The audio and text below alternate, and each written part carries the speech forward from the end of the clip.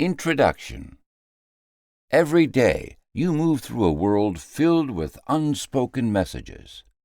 A fleeting glance, a crossed arm, the pace of someone's steps.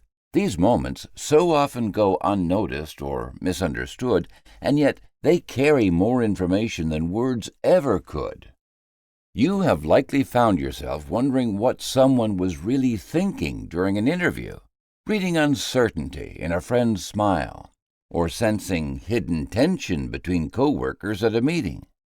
Whether you're leading a team, nurturing a relationship, negotiating a business deal, or simply trying to navigate the complexities of daily life, your ability to interpret human behavior can be your greatest asset.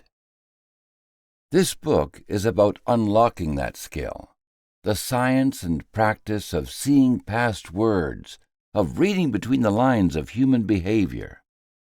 Here, you will learn how to identify the subtle cues people unconsciously reveal about their emotions, attitudes, and intentions. The goal is not just to observe, but to decode, to understand others with greater clarity, to react wisely, and to communicate more persuasively. These abilities aren't innate gifts. They are practical skills you can cultivate, refine, and master. Why focus on nonverbal communication? From prehistoric times to the modern workplace, body language has carried meaning far beyond speech.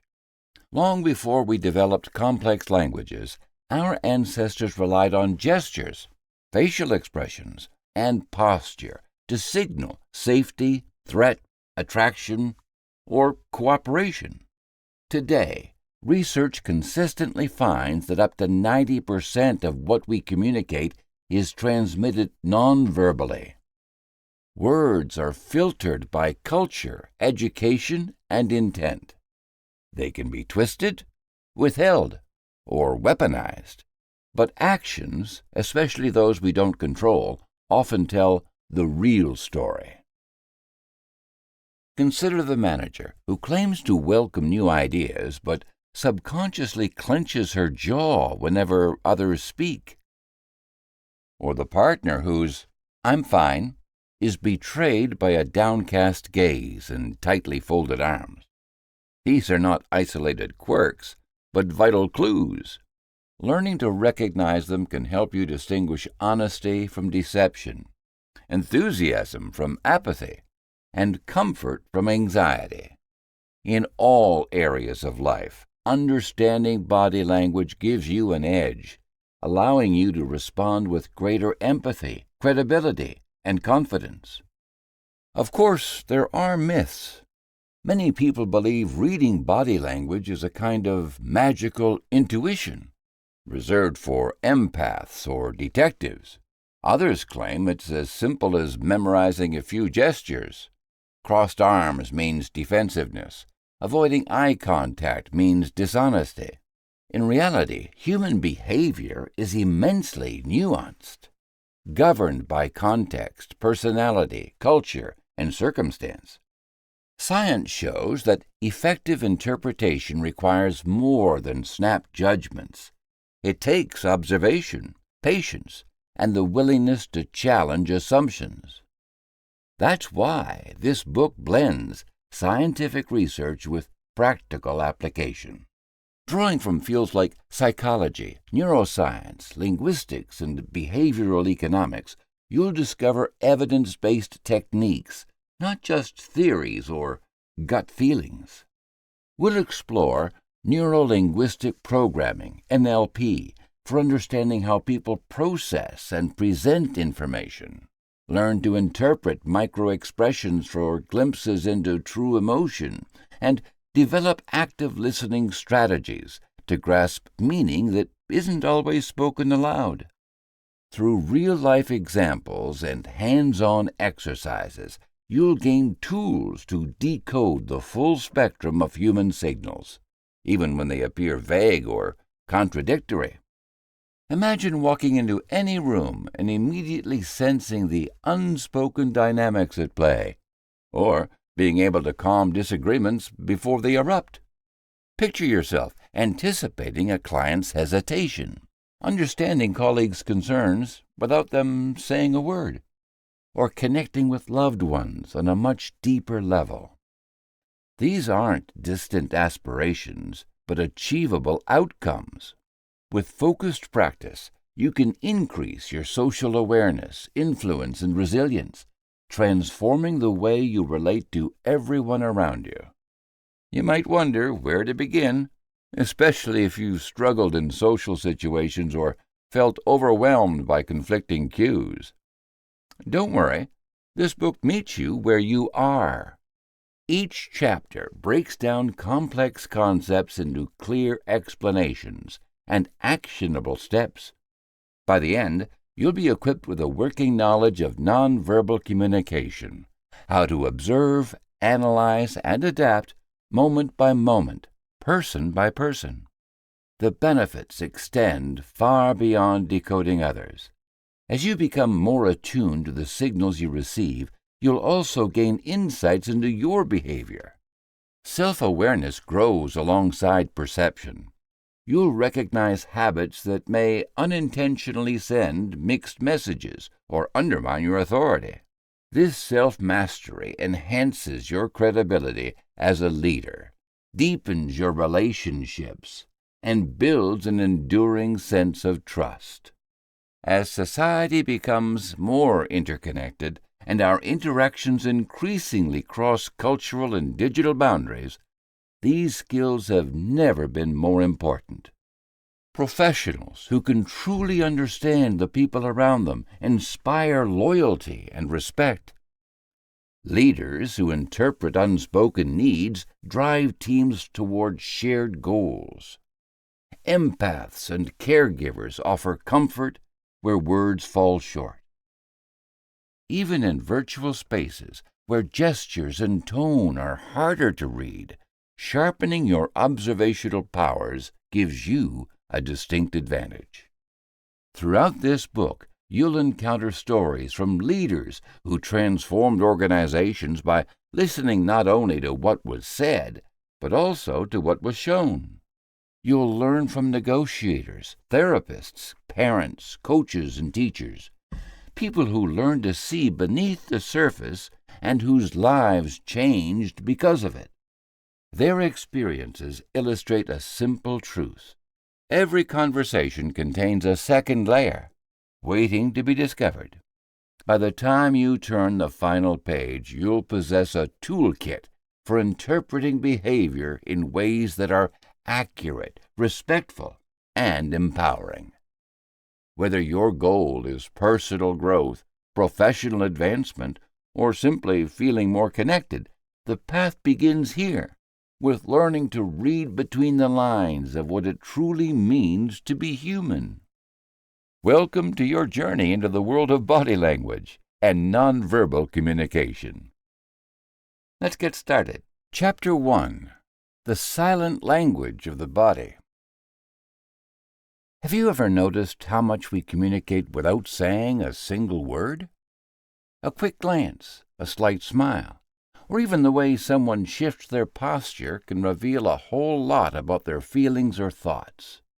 Nonetheless, despite this constant exchange of silent signals, many of us struggle to truly understand what these nonverbal messages mean, or how to interpret them accurately.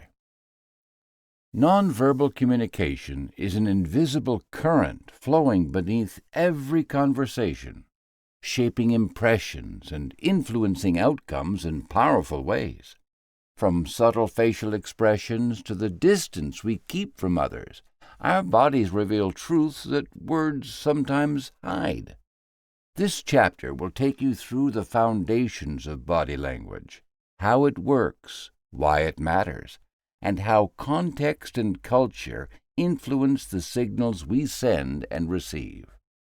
By learning to read these silent cues, you'll gain valuable insight into unspoken emotions and intentions, helping you build clearer, more authentic connections with the people around you. The nature and channels of body language. Nonverbal communication is the process of sending and receiving messages without the use of words. It consists of gestures, facial expressions, posture, eye contact, tone of voice, touch, and even the physical space between people. From a young age, humans communicate feelings and intentions using their bodies, even before they develop spoken language. Nonverbal communication is present in every interaction, shaping the way messages are taken in and interpreted, often without the need for conscious thought. Body language is a key part of nonverbal communication, covering all the physical movements and signals that reveal emotions, intentions, or attitudes. This includes everything from a smile to crossed arms, a nod of encouragement, or avoiding eye contact. These signals influence how others feel about us and how they respond. In a crowded elevator, most people avoid eye contact and stand rigidly, showing a preference for personal space. At a job interview, sitting up straight and maintaining appropriate eye contact can signal confidence and attentiveness. Body language conveys meaning whether or not words are spoken. The scope of body language extends far beyond large gestures. Even the smallest movement can impact a conversation. Body posture, for example, can suggest openness or defensiveness. Leaning forward often indicates interest, while turning the body away may suggest discomfort or disinterest. Facial expressions are another powerful signal. They can express joy, anger, surprise, or sadness in an instant. According to studies, facial expressions for basic emotions, such as happiness or fear, are recognized across different cultures, highlighting the universal nature of some body language. Body language serves several essential functions in communication. It repeats what is said verbally, such as when someone says, "I'm listening," and nods their head. It can also contradict what is said, like when someone claims to be relaxed but keeps fidgeting. Body language substitutes for words in situations where speech is impossible or inappropriate, such as waving instead of saying hello across a noisy street.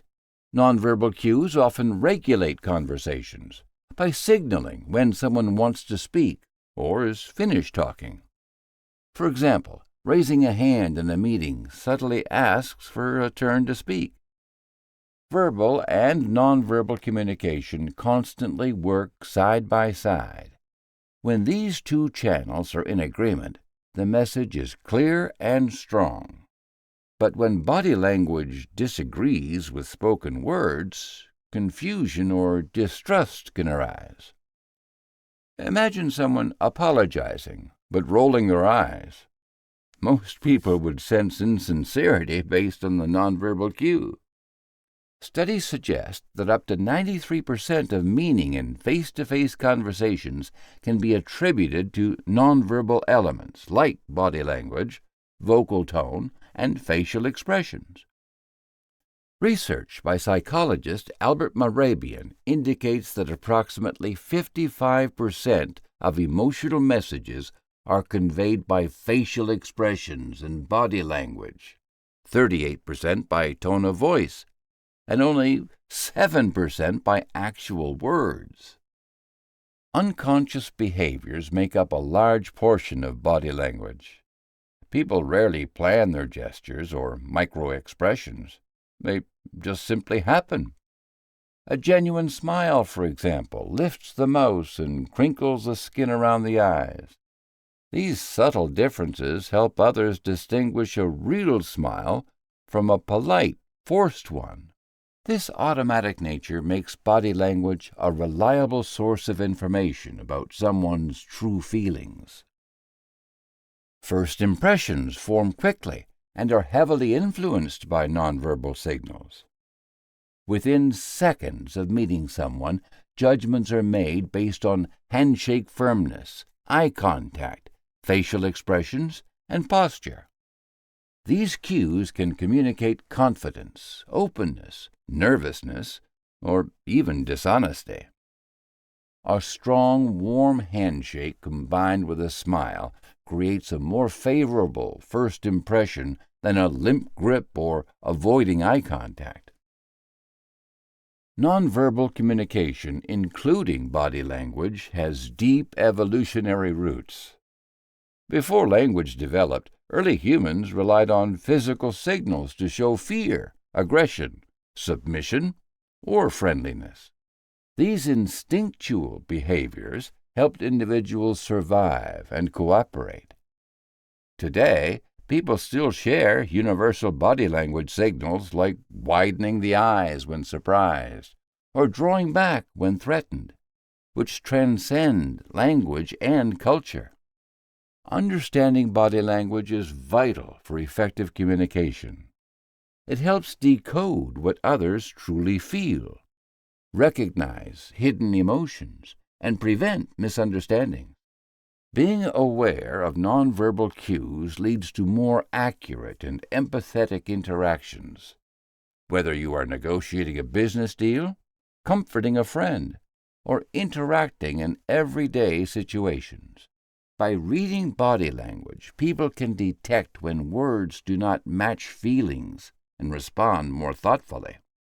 Nonverbal communication can be observed through various channels, which create a rich and layered message.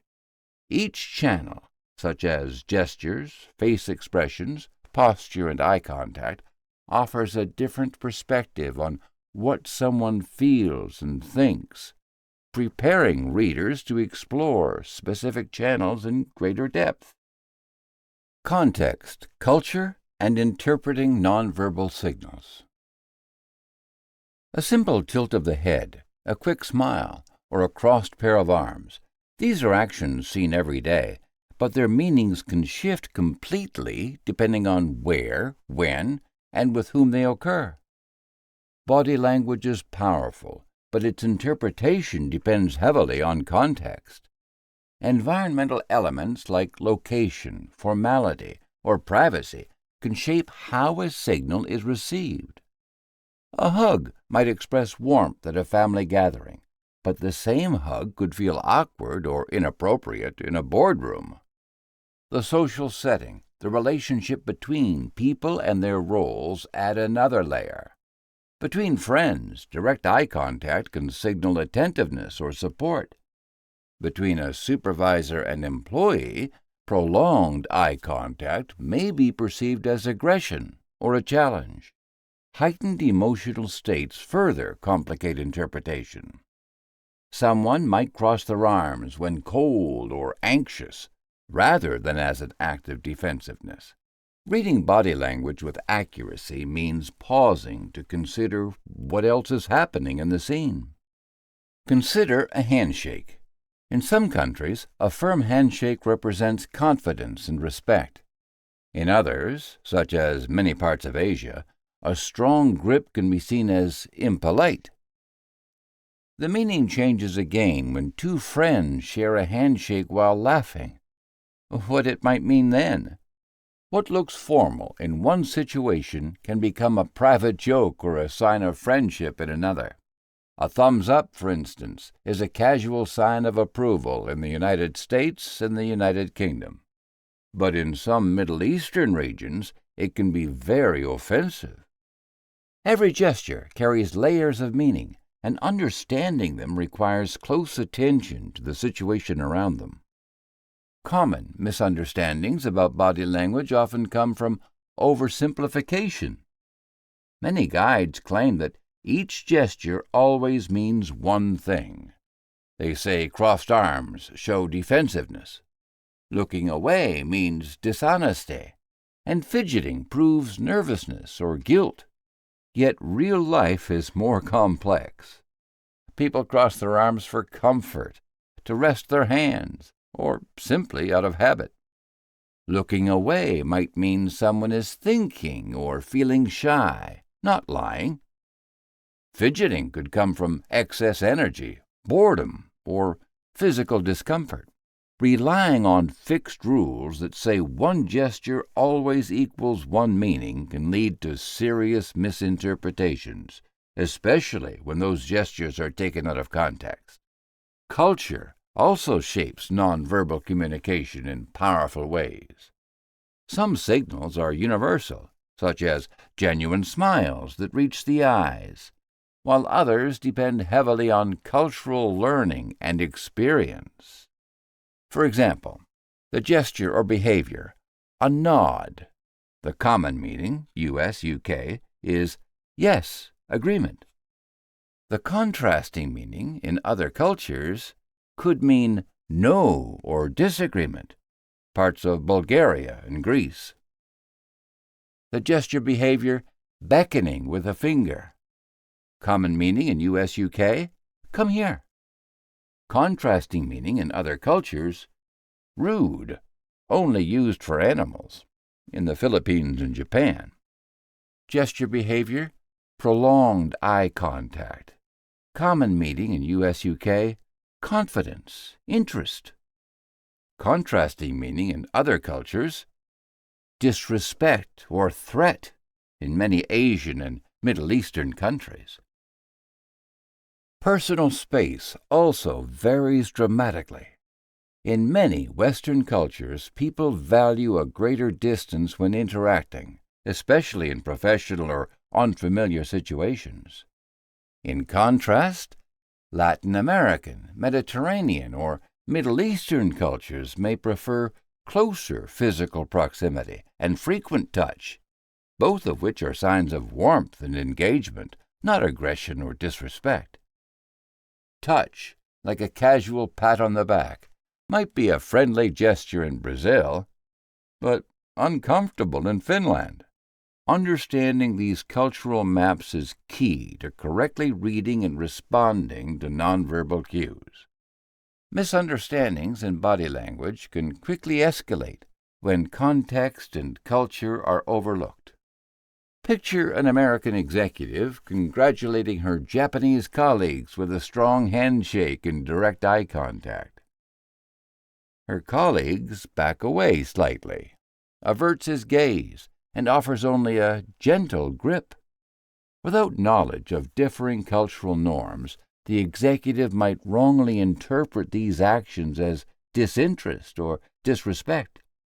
In a social example, a smile at a stranger in a New York subway is met with suspicion. Yet, in a small town, the same gesture can spark friendly conversation.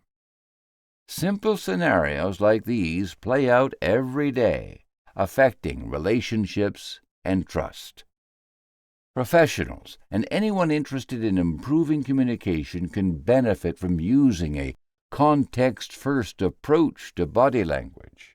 Begin by asking key questions. What is happening in this situation? Is there a cultural background I might not understand? Is this person feeling stressed, excited, or tired? Before making assumptions about any nonverbal cue, consider at least 3 factors: the setting, the relationship, and the emotion behind it.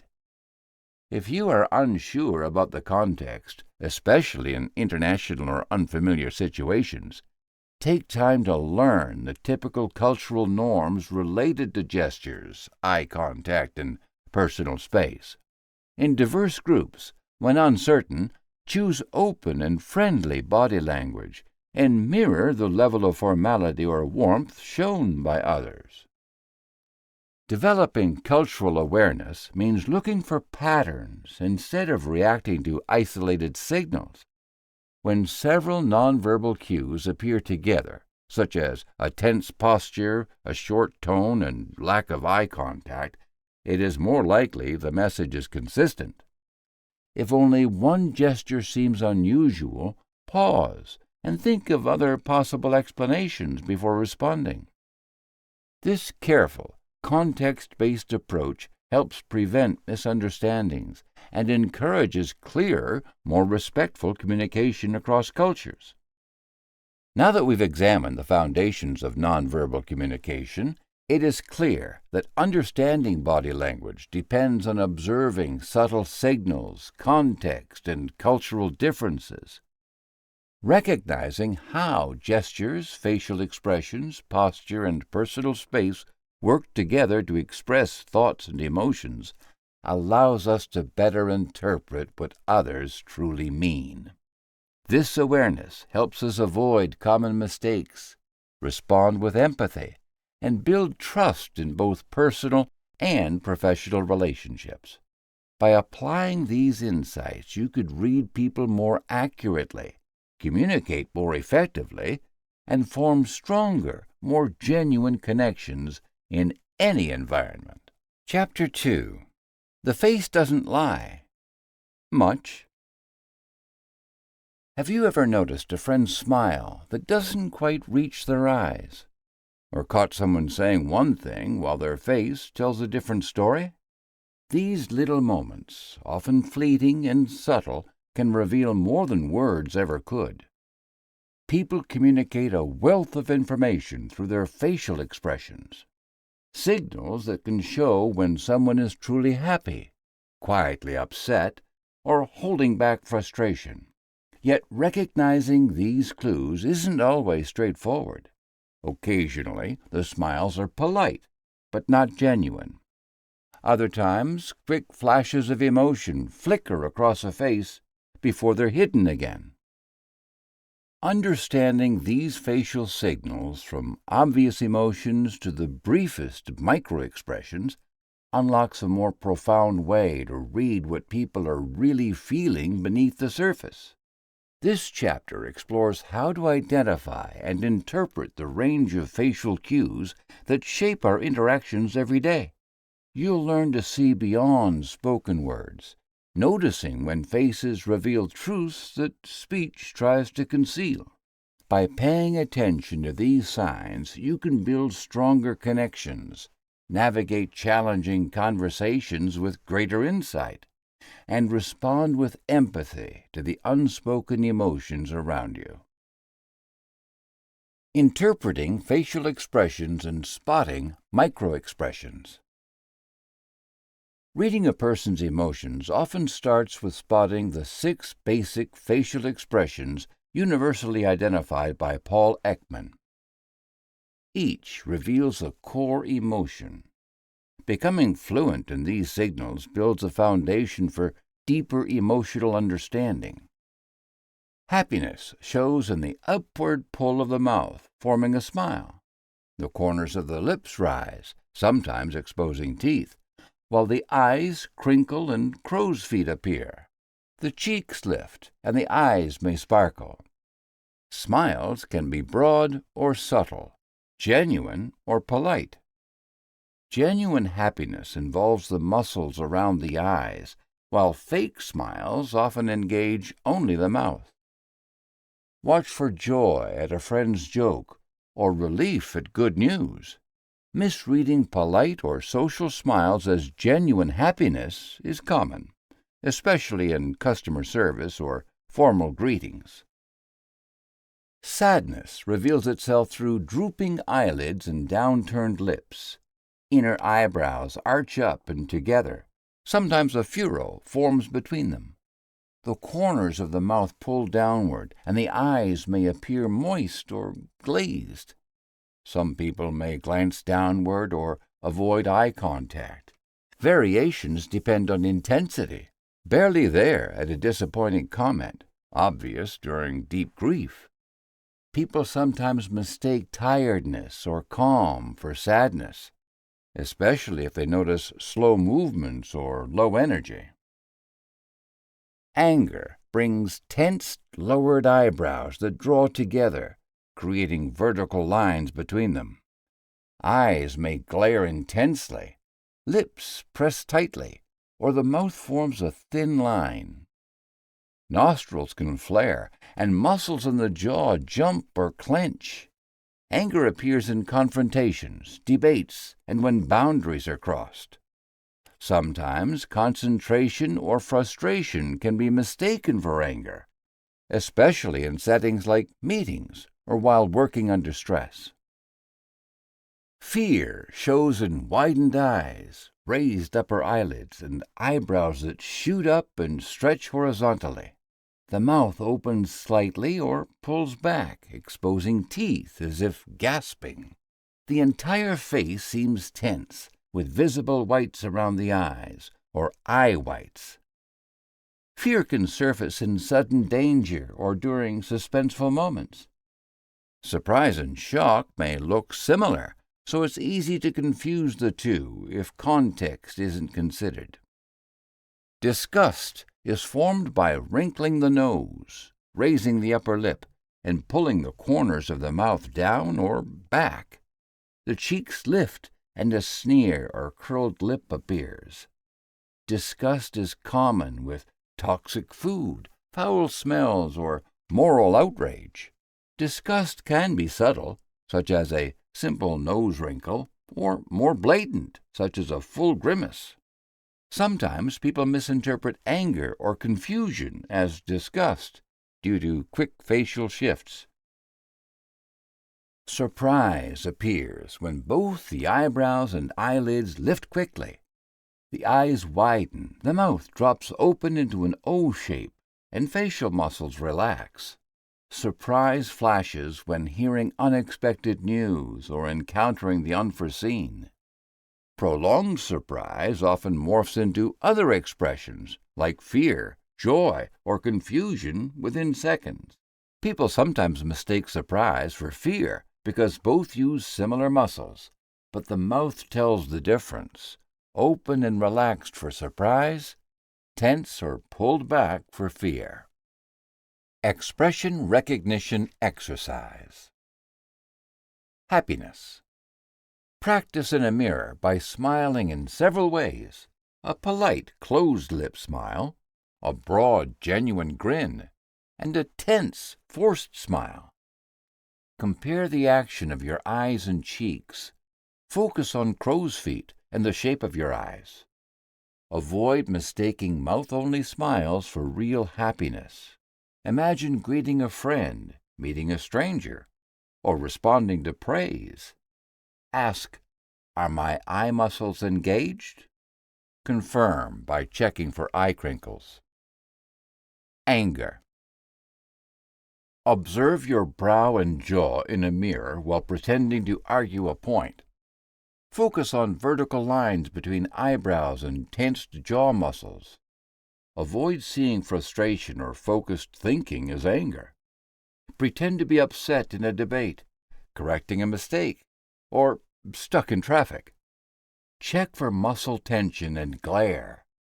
Ask, "Are my eyebrows drawn together and jaw tight?" Recheck jaw muscle tightness. Multiple expression combinations. In front of a mirror, alternate expressions like sadness mixed with anger and fear combined with surprise. Practice moving from one to the next quickly and notice how features change and blend. Avoid overemphasizing one feature. Microexpressions. Microexpressions are brief flashes of emotion that last less than a second. Triggers include unexpected questions, concealed feelings, or sudden reactions before conscious masking. Microexpressions matter because they reveal genuine feelings that people try to hide or suppress. Unlike normal expressions, which linger, these flicker briefly and can be easy to miss. They most often appear around the eyes, brows, and lips. They show up under pressure or during emotionally charged moments. Progressive microexpression training. 1. Slow motion observation.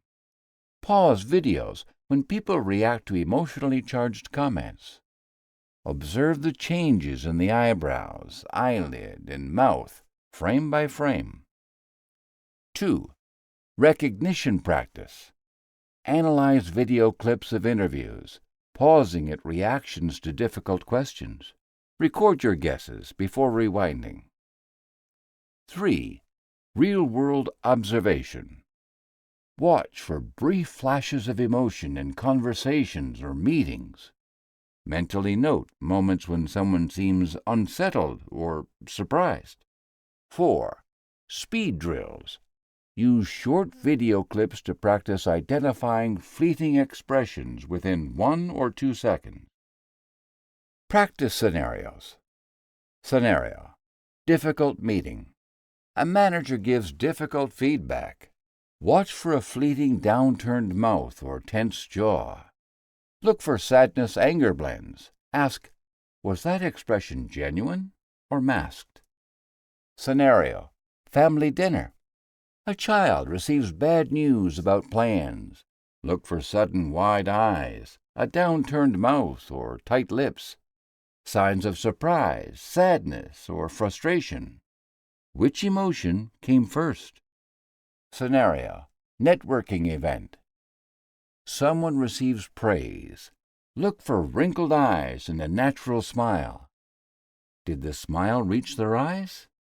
Did it disappear quickly? Scenario: customer service desk. The customer responds to a solution proposal. Was there a nose wrinkle or lip curl? Was it disgust or skepticism? Note the briefest signals. Understanding combinations, microexpressions, and subtle variations leads naturally to the challenge of mismatched facial expressions and spoken words. Decoding facial word mismatches and real-time emotion reading. A project team gathers around a conference table. When the manager asks if anyone has concerns, one member replies, "I'm fine with the plan," but the corner of his mouth briefly lifts on one side. That fleeting expression, a microexpression of contempt, contradicts his words. This subtle signal often appears in workplaces where politeness or group pressure discourages open disagreement.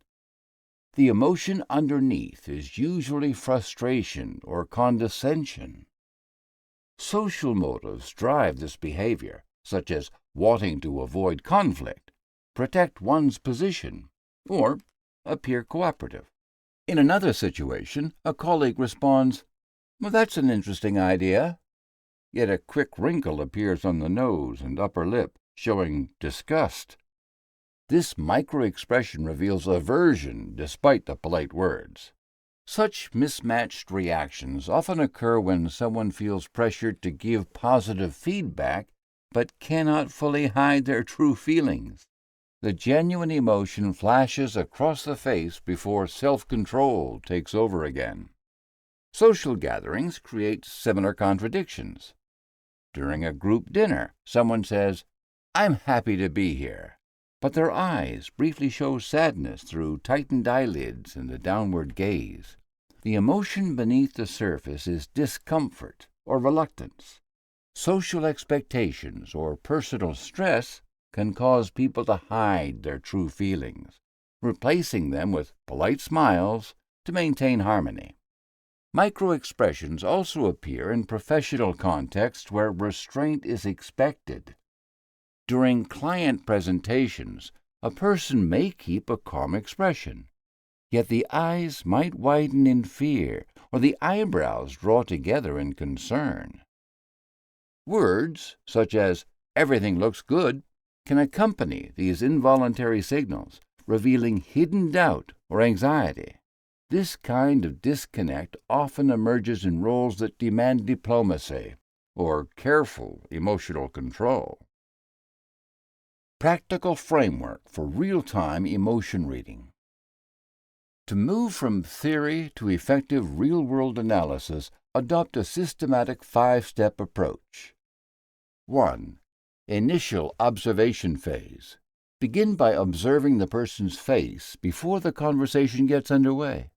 Look for resting facial patterns, how relaxed or tense the face appears. 2. Baseline behavior establishment. Engage in neutral topics to observe natural facial responses. Noting how the individual normally smiles, listens, or blinks can help set a baseline. 3. Deviation recognition.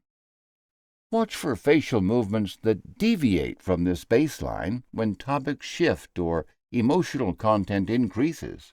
Common tells include fleeting upper lip curls, disgust, micro eyebrow raises, surprise, or a single brow lift, skepticism. 4. Integration with verbal content. Compare facial microexpressions with spoken language. Is there alignment, or does a quick flash of emotion contradict the words? Note moments of hesitation, mismatched timing, or sudden facial changes. 5. Response strategies. Choose responses based on what you interpret, not just what is said. If a team member's "I agree" is paired with suppressed contempt, consider drawing them out gently. If you have any concerns, I'd appreciate your input. Structured observation exercise. Start with a setting you know, a weekly team meeting, a casual coffee chat, or a family dinner. Choose one interaction to focus on. Prioritize these elements. Focal points.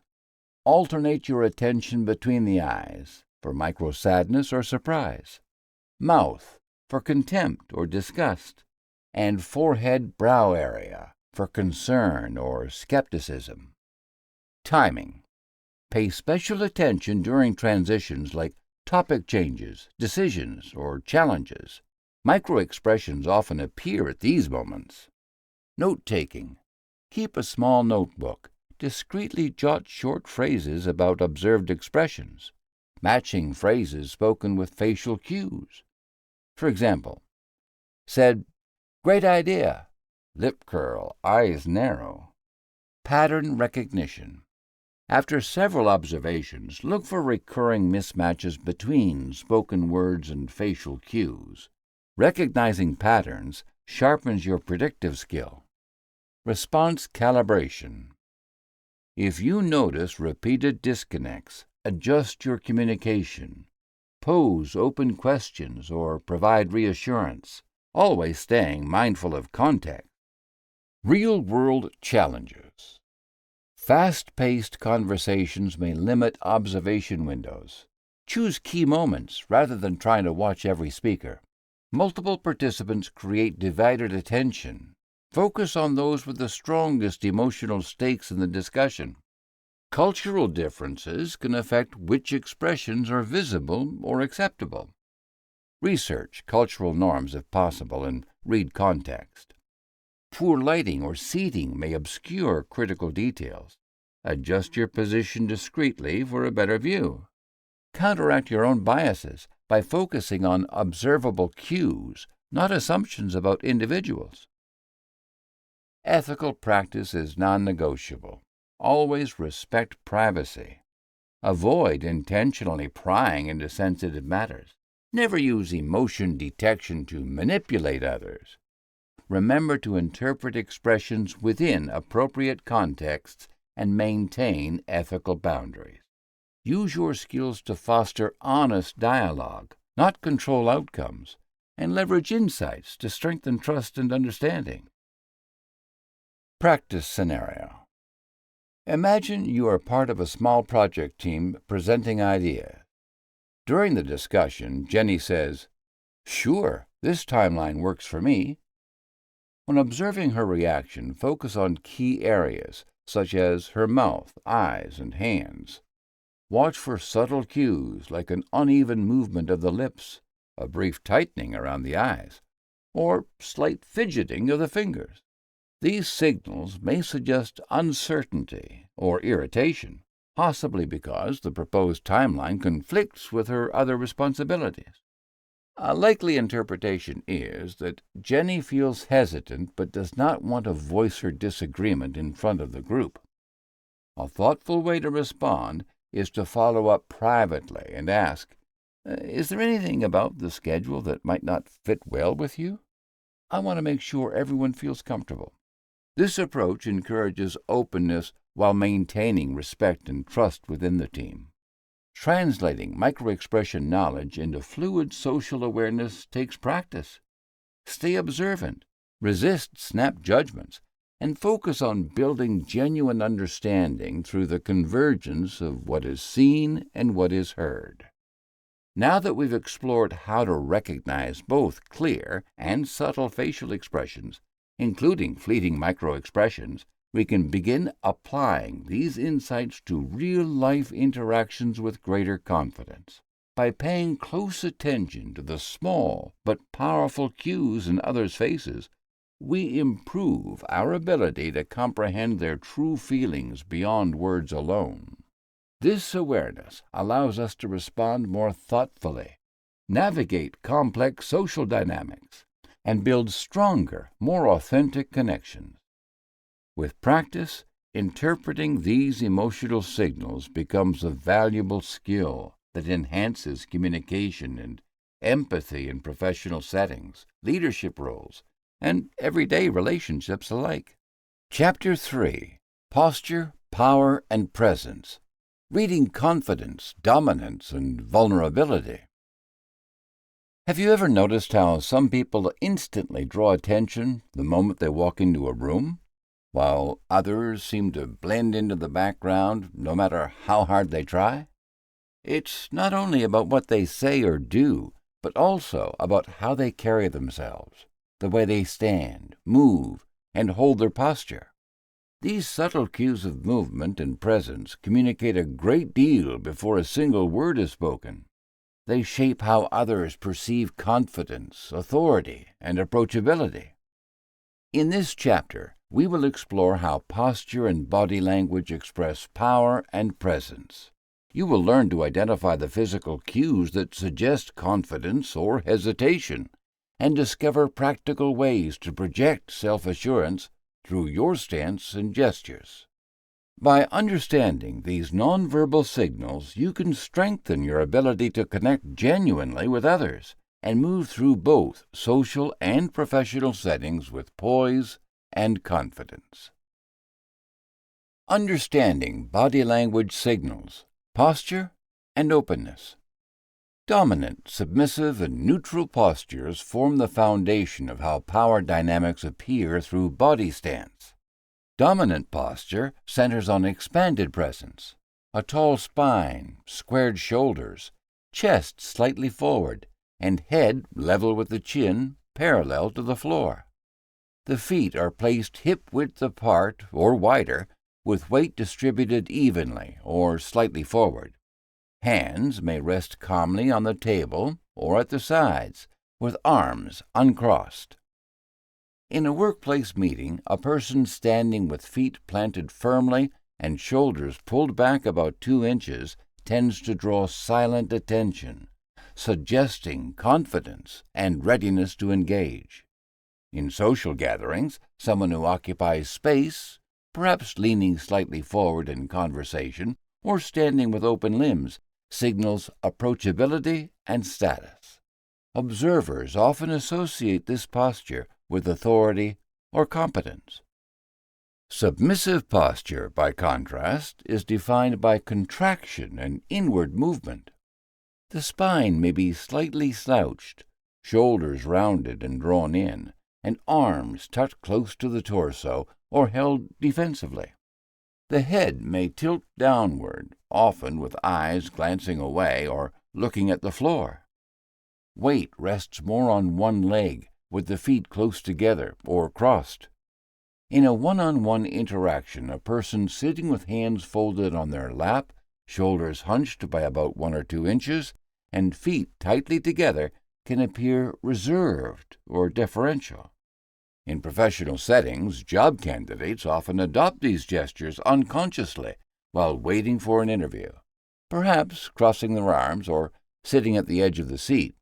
This can create an impression of nervousness or lack of self-assurance to those across the table, influencing hiring decisions, regardless of what is said verbally.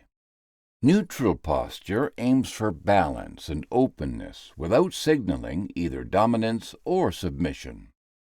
The spine is upright but not rigid, shoulders relaxed and parallel to the floor, head facing forward without tilting, and arms resting loosely by the sides or on a surface. Feet are set about shoulder width apart, supporting weight evenly and allowing easy movement. Imagine a colleague listening attentively in a meeting, seated upright with relaxed shoulders and feet flat on the floor. This stance neither challenges nor retreats. It projects equality and leaves space for mutual respect. In service roles, professionals may intentionally adopt a neutral stance with customers to signal readiness to help without overstepping. The physical elements of posture go deeper than at first glance. Spine alignment sets the overall tone. For a dominant appearance, the backbone runs straight from hips to neck, while submissive postures show a gentle forward curve at the shoulders and neck. Neutral posture sits between these, with a natural S-shaped curve. Shoulders pulled back by 2 inches signal confidence, while allowing them to roll inward gives an impression of uncertainty. A slight upward tilt of the chin, no more than 5 degrees, opens the presence, while a downward tilt closes it off. The tilt of the pelvis influences whether someone seems engaged or withdrawn. Neutral pelvic alignment makes the body appear stable and approachable. Cultural background influences how posture is interpreted. In some societies, standing tall and meeting someone's gaze is considered polite and confident, while in others it may seem aggressive or disrespectful, especially toward superiors. Sitting cross-legged in Western workplaces can appear relaxed or informal, while in certain Asian professional settings it might seem too casual or improper.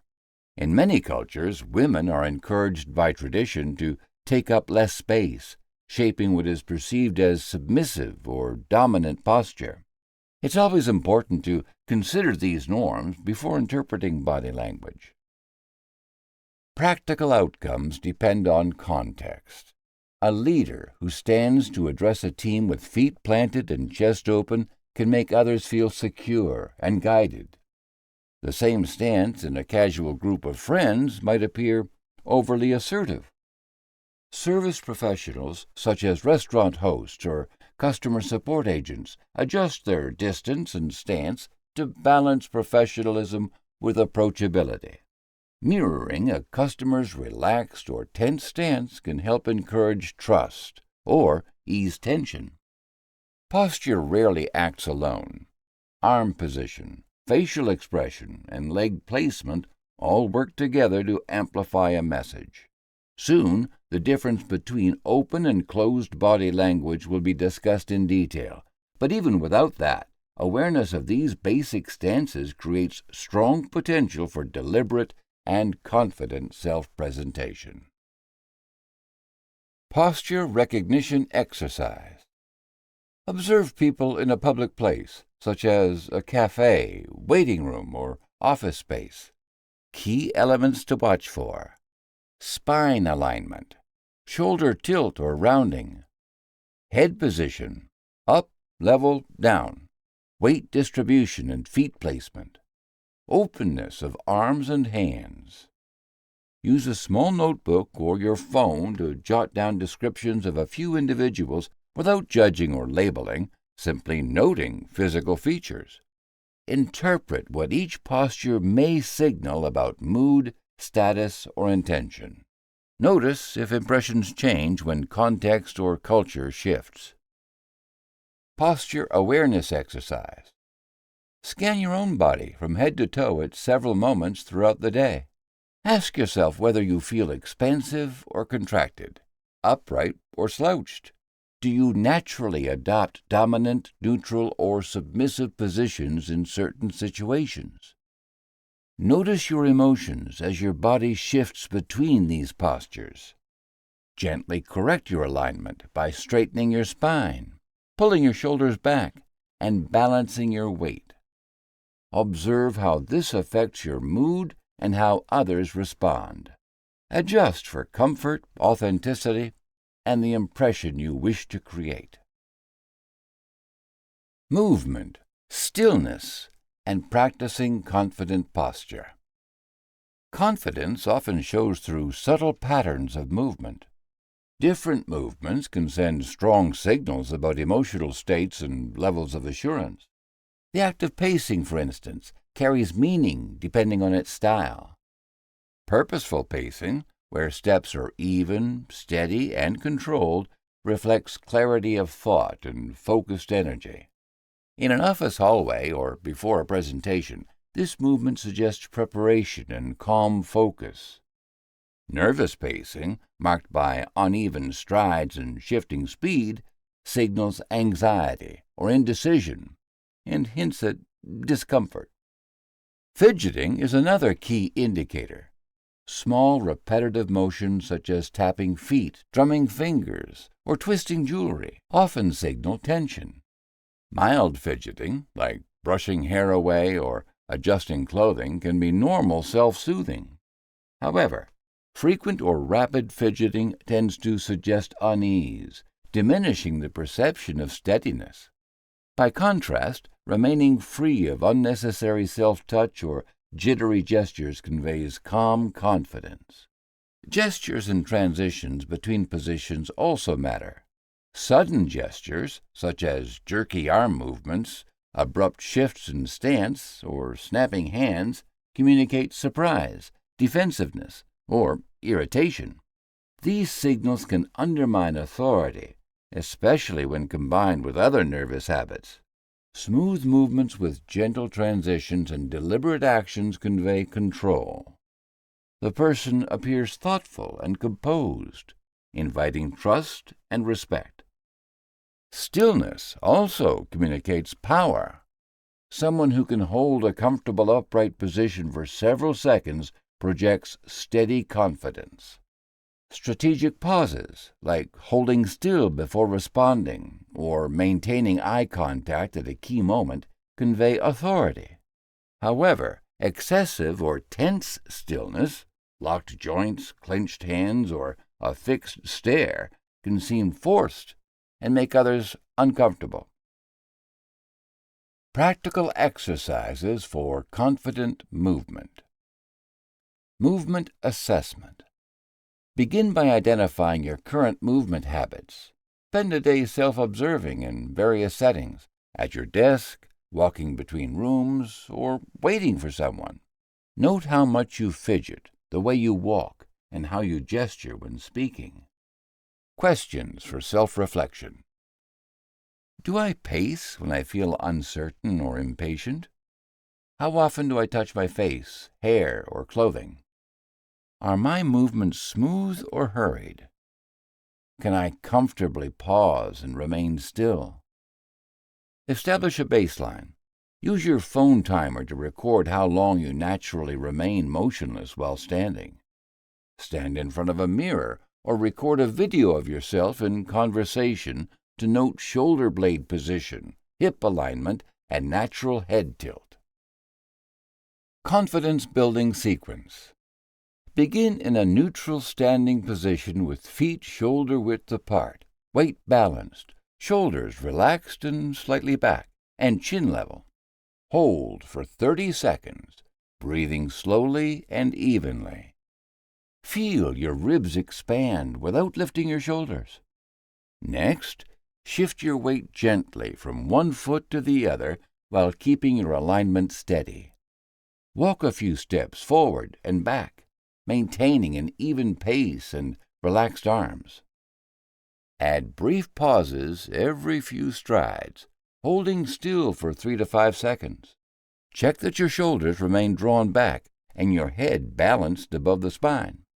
When comfortable, integrate gestures. Extend one hand slowly, as if emphasizing a point. Then return it smoothly to your side. Repeat several times, focusing on controlled fluid motion. Progress gradually, spending about 2 minutes on each stage. Avoid forcing movement or stillness. Adjust to what feels natural for your rhythm and comfort. Real-world scenarios. Meeting room entry. Initial position.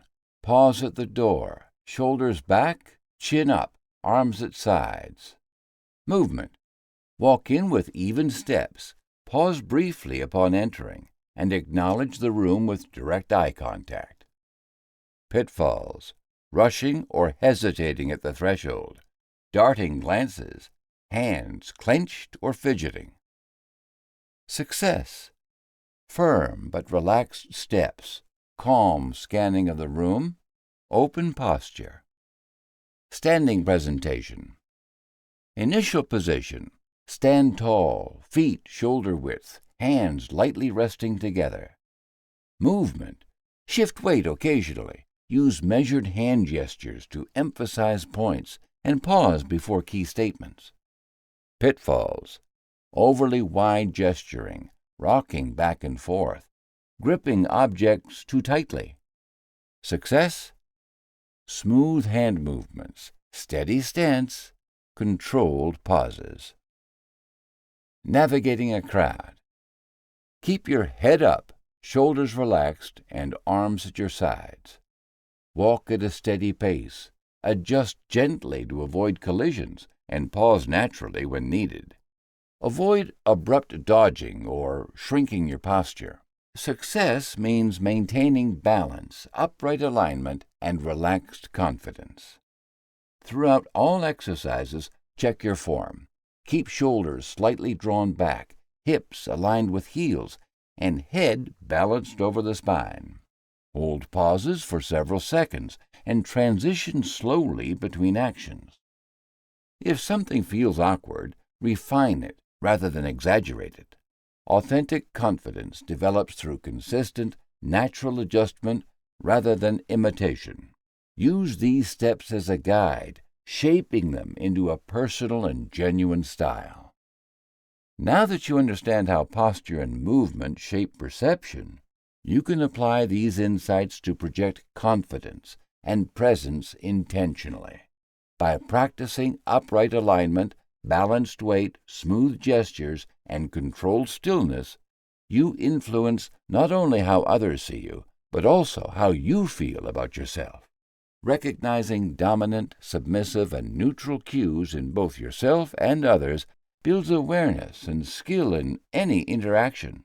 As you continue to observe, reflect, and refine your body language, you will strengthen your confidence, clarity, and ability to connect with others in any setting.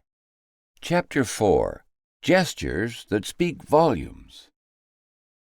Have you ever noticed how much a simple handshake or a subtle movement of the hands can reveal about what someone is really thinking or feeling?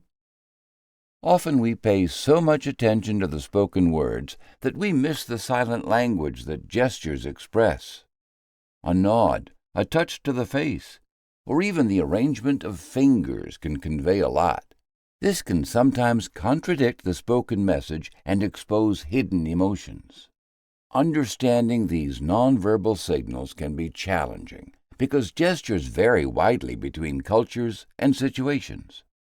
What seems like a friendly thumbs up in one place might offend in another. Still, learning to recognize and interpret these signs helps us navigate conversations with greater insight and confidence. This chapter will guide you through common hand and arm gestures, teach you how to detect subtle emotional cues, and show you how to use purposeful gestures to enhance your communication skills in both professional and social settings. Recognizing and interpreting common hand and arm gestures. A handshake often marks the start of a conversation, signaling goodwill and openness in many cultures. The positioning of hands in these greetings can convey messages without using any words. Open palms facing up signal honesty and submission, suggesting someone is willing to cooperate. Palms down, however, often send an unspoken message of power or control, a gesture found in settings where one person wants to assert dominance. When two people shake hands and one places their other hand on top, it can convey reassurance, or, in some cases, a hint of condescension. Across various cultures, the exact meaning behind a gesture can differ dramatically. For instance, the thumbs up is a positive sign in many Western countries, but is considered offensive in Greece and parts of the Middle East. Similarly, the OK sign, forming a circle with the forefinger and thumb, can mean all is well in the United States, while in Brazil it's a rude gesture. Hand placement reveals much about the balance of power in a room. When someone places their hands on top during a handshake, they subtly claim control. People who rest their hands flat on a table during meetings appear more dominant, while those who keep hands in their laps often come across as reserved or less confident. In professional environments and cross-cultural settings, understanding these subtle signals can help avoid misunderstandings or unintended offense. Clusters of hand movements often reveal emotional states. The act of rubbing hands together frequently shows anticipation, like someone awaiting good news. Interlaced fingers, especially when hands are placed behind the head, signal confidence and a relaxed control of the environment. The steepling of fingers, where fingertips touch to form a church steeple, often appears when a person feels self-assured, particularly during negotiations or presentations. Rapid finger tapping hints at impatience or nervousness, while clenched fists can indicate anger or frustration. Hand-to-face gestures are especially telling. Touching the nose or covering the mouth might signal discomfort, doubt, or attempts to hide true feelings.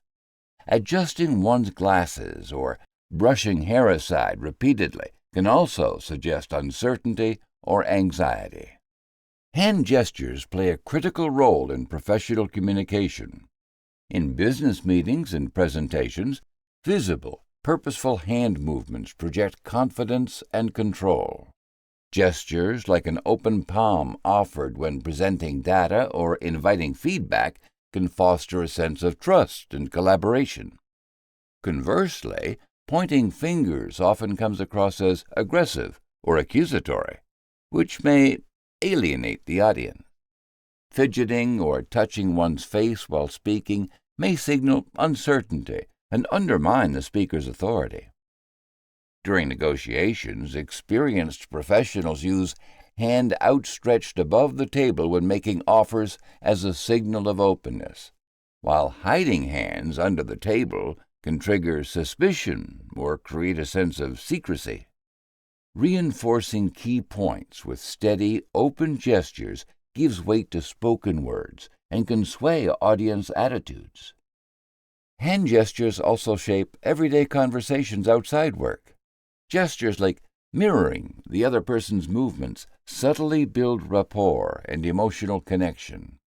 An open-handed gesture when making a point signals authenticity and willingness to engage. Conversely, folding hands tightly or fidgeting can suggest discomfort or dishonesty, even if the words seem friendly. People covering one hand with another while speaking may indicate nervousness or insecurity. In social gatherings, those who gesture widely and comfortably are often perceived as more genuine and approachable. Simple actions, such as offering a handshake or patting someone's shoulder, can help build immediate trust. Reading gestures accurately requires close observation. Focusing on the position of the fingers can reveal intent. Splayed fingers suggest openness, while tightly closed fists reflect tension. Pay attention to hand-to-face gestures and their alignment with what's being said. Distinguishing between deliberate and unconscious movements is essential. Intentional gestures are usually more controlled, while spontaneous ones are quick and fleeting. Context matters greatly. The same gesture can mean different things depending on the setting, the relationship between people, or even cultural background. For example, someone hiding their hands might be simply cold, not necessarily hiding information. Understanding the situation provides clues to the real meaning behind what's seen.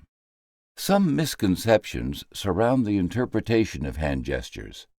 Contrary to popular belief, reading a full cluster of gestures, including facial expressions and vocal cues, improves the accuracy of assessing honesty. Another myth is that someone touching their face must be hiding something, yet such gestures could indicate nervousness or even a simple habit. Researchers emphasize that reading body language, especially gestures, should involve searching for patterns over time, rather than single, isolated movements. Hand positions often work together with arm movements to convey a more complex nonverbal message. Hands pressed tightly against the body or hidden under arms can be a sign of discomfort or defensiveness. These cues will become even more prominent when exploring defensive gestures, like crossed arms or tucked-in hands that signal withdrawal or protection. Understanding the nuances of hand gestures is the first step in mastering nonverbal language and sets the foundation for reading the full story told by body position and movement.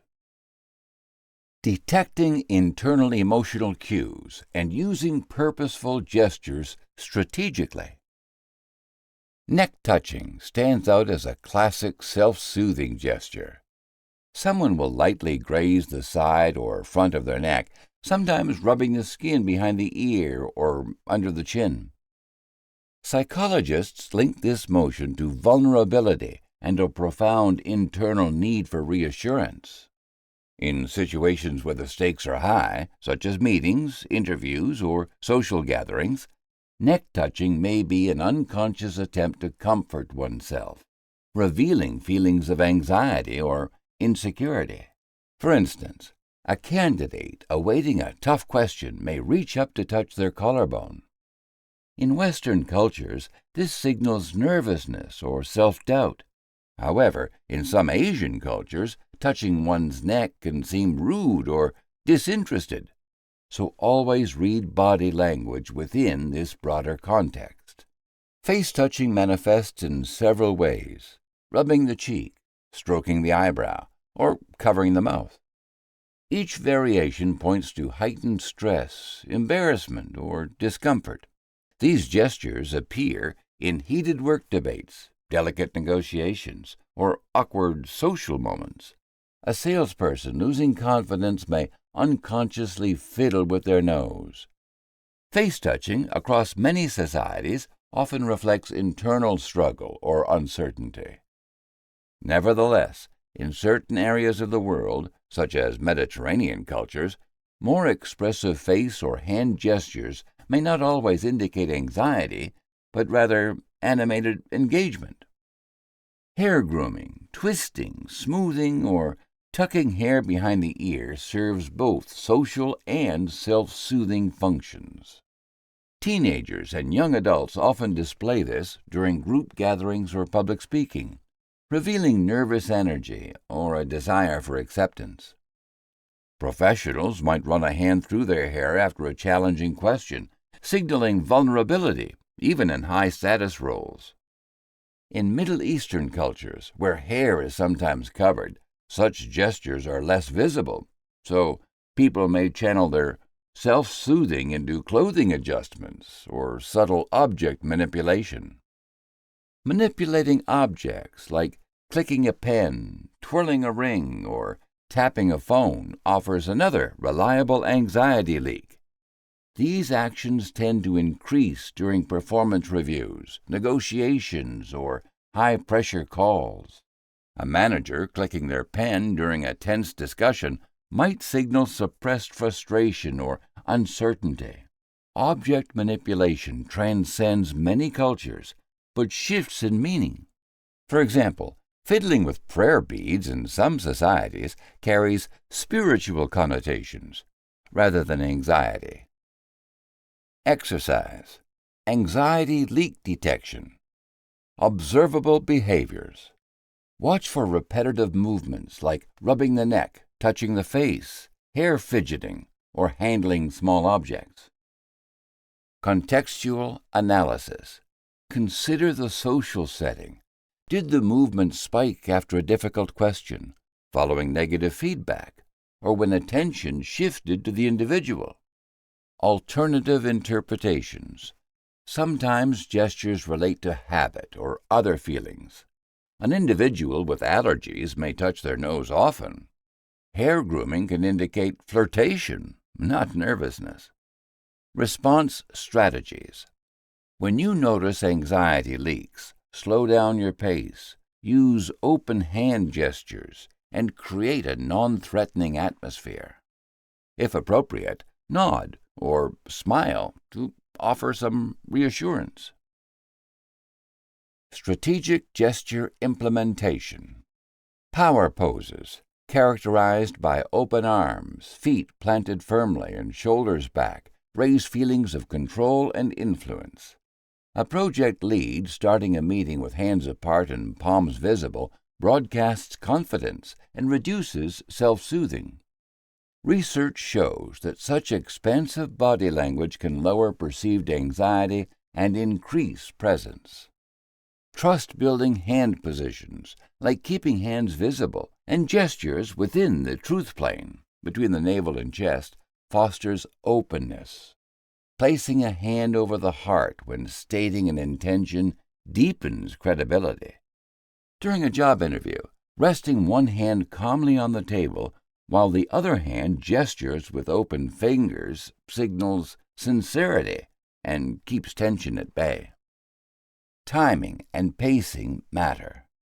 Avoid sudden, jerky gestures or rushed sequences. Instead, match your movement to your voice cadence. Pausing briefly before emphasizing points with purposeful hand motions strengthens your message. Effective communicators coordinate movement with speech to underline key ideas. In a sales presentation, indicate a main benefit with an open-palmed gesture. Then drive home the call to action by spreading both hands in a welcoming motion.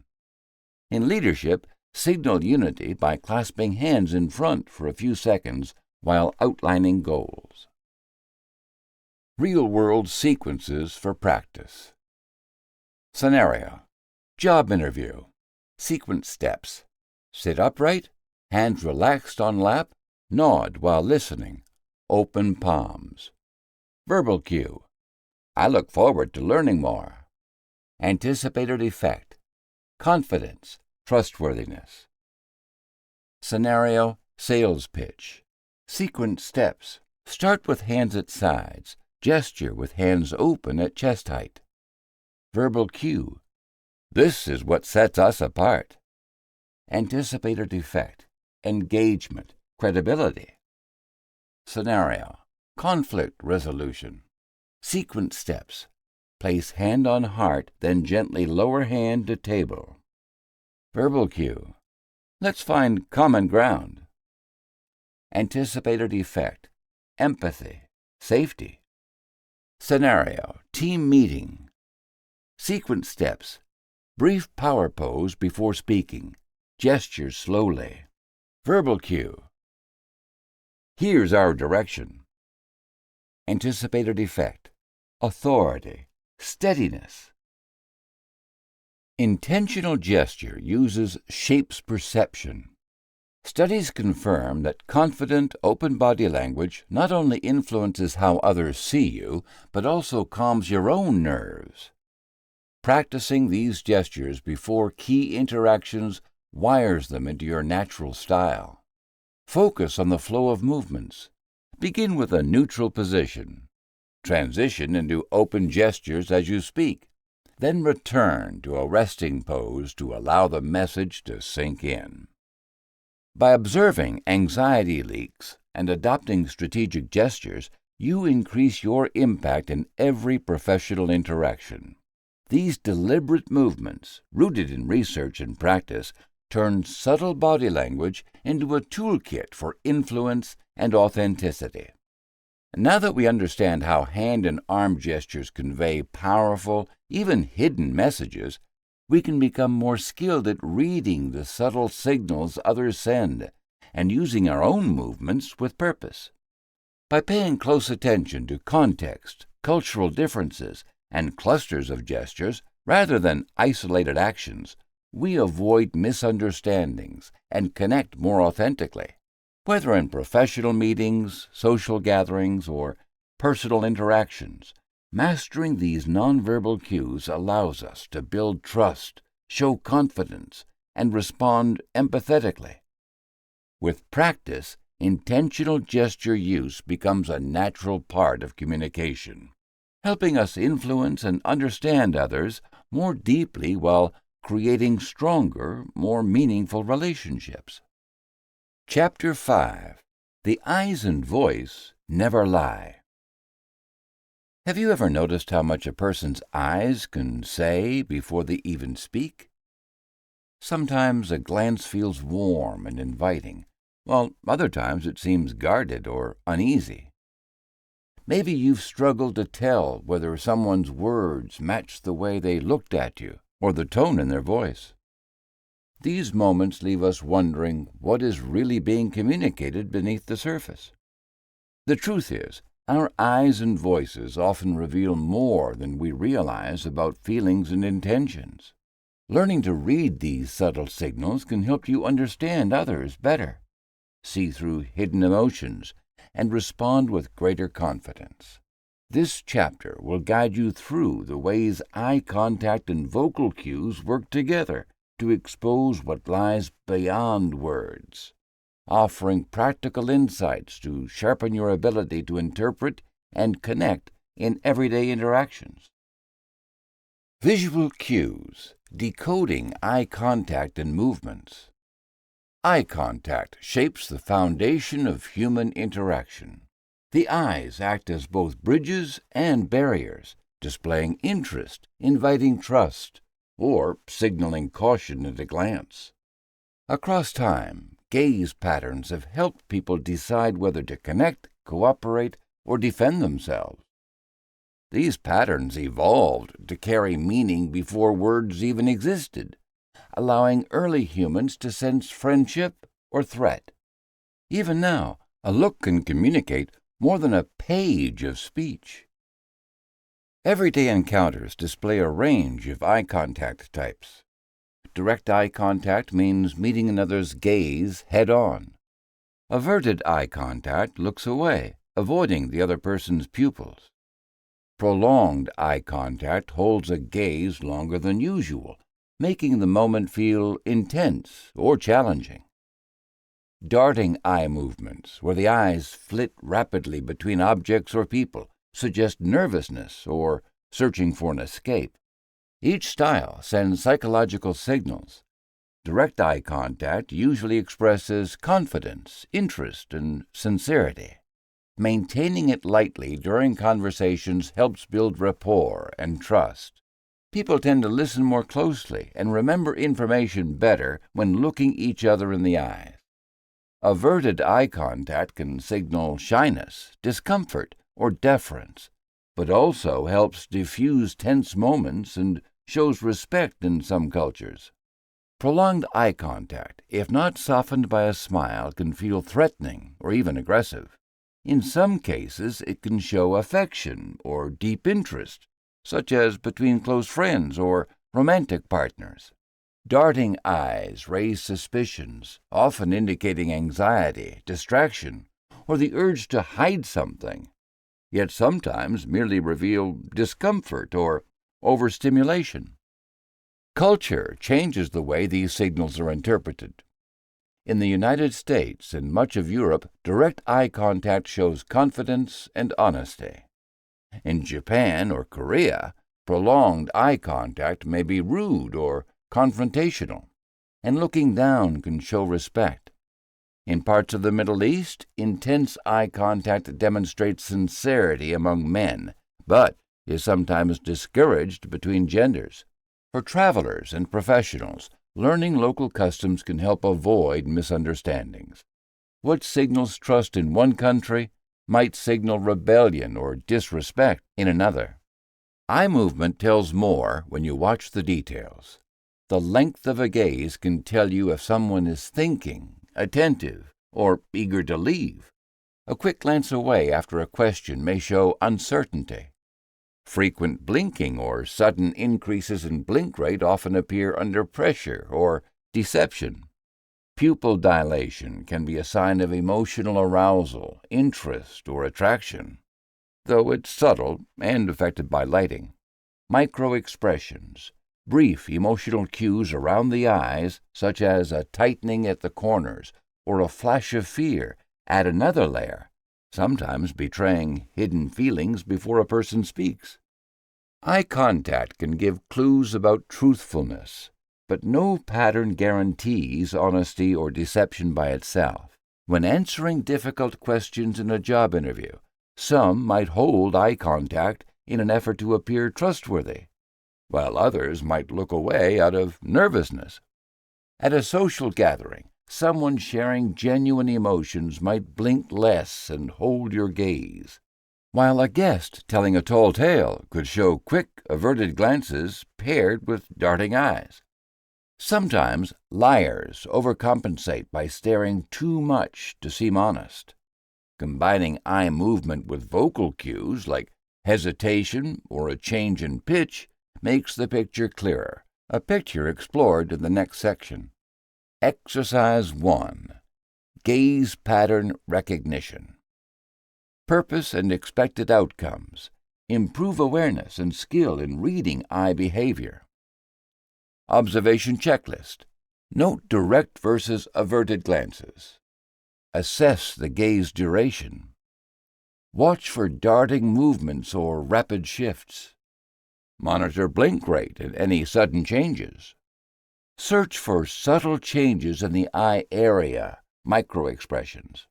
Practice scenarios. Observe friends in conversation at a cafe, leaders during meetings, or classmates during public speaking. Interpret whether eye contact matches comfort, confidence, or nervousness. Common pitfalls. Avoid assuming that looking away equals lying or that staring is always sincerity. Consider personal habits and situational nuances. Exercise 2. Trust versus threat assessment. Contextual clues. Who initiates eye contact? The emotional mood, established relationships, and the physical environment all change the meaning. Practice scenarios. Compare a manager's strong eye contact in a Western business meeting with a student avoiding eye contact with a teacher in an Asian classroom. Real-world application. In interviews, balance directness without staring. In multicultural situations, adapt eye contact to show respect. Safety. Use your observations to guide your reactions, not to judge harshly. Misreading cues can cause tension or discomfort. Observing eye movements can reveal hidden emotions, gauge honesty, and help you respond with sensitivity. These patterns are often echoed in vocal signals. How someone speaks often matches how they look, a connection that deepens your understanding of communication. Becoming an attentive observer means noticing small cues, then using them thoughtfully as you connect with others. Vocal signals. Interpreting tone, tempo, and congruence. Tone, pitch, and tempo shape much more than the words people say. They work together to transmit clear signals about emotions and credibility. Each element acts as a fresh clue, supplementing visual cues like eye movements. Tone expresses a speaker's attitude, ranging from warmth and approval to sarcasm or doubt. Pitch refers to the highness or lowness of the voice, often shifting with emotional arousal or stress. Tempo describes how fast or slow someone speaks, coloring messages with urgency, hesitation, or calm. Noticing these cues makes invisible emotions audible. Tracking emotional messages in everyday conversation starts with finding a person's vocal baseline. When listening to someone speak about a neutral subject, pay attention to the pitch range. noting natural highs and lows. Does the speaker's voice remain flat and steady, or does it fluctuate with excitement? Observe natural tempo. Some people talk quickly, others process thoughts before speaking. Consistent tone also signals comfort. People might use an even, neutral tone in relaxed settings, but subtle warmth may creep in with topics they enjoy. These observations serve as reference points for noticing meaningful changes. Vocal element analysis. Vocal element: tone. Observable characteristic: warm, flat, sharp, hesitant. Emotional credibility indicator: warmth, sarcasm, defensiveness, uncertainty. Vocal element pitch. Observable characteristic: high, low, rising, falling. Emotional credibility indicator: anxiety, excitement, stress, calm. Vocal element tempo. Observable characteristic: quick, slow, halting, natural. Emotional credibility indicator: nervousness, confidence, processing, deception. Analyzing vocal elements spotlights emotions that words alone may hide. For example, a rising pitch near the end of statements usually shows anxiety or defensiveness. If someone says, "Of course I did it," but their pitch jumps, their nervousness might contradict the words themselves. A hurried tempo often pairs with stress or a desire to dodge scrutiny, while a measured, steady tempo suggests confidence and authenticity. Tone carries much of this meaning. A flat tone can mean boredom or even resentment. Baseline voice pattern recognition. Start with a simple exercise in everyday interactions. Choose a relaxed setting, like a casual chat. Listen as the other person discusses familiar, non-threatening topics. Take mental notes. What is their typical pitch range? How quickly do they speak? Are their tones expressive, neutral, or varied with mood? Repeat this process with several people to appreciate the diversity of normal vocal signatures. These patterns form the basis for identifying irregularities. When significant shifts occur, such as a sudden higher pitch or faster tempo, consider if new emotional or credibility factors are at play. Vocal incongruence detection. Spotting mismatches between voice and meaning deepens understanding. Picture a coworker in a meeting who says, "I'm thrilled about this new project," but their tone is flat and their tempo slows. The words suggest positive energy, yet the delivery hints at frustration or reluctance. Another example. A friend claims, "I'm not worried," but their voice rises uncontrollably and tempo quickens, showing suppressed anxiety. Managers sometimes project artificial confidence with forced calmness. A slightly shaky pitch betrays their true uncertainty. Practice by listening to short clips of interviews or public talks. Focus less on the words and more on how things are said. Stop and ask, does their voice match the idea? What emotion do I hear beneath the surface? Voice Truth Alignment Assessment. Assessing whether voice matches content involves careful attention to changes during conversations.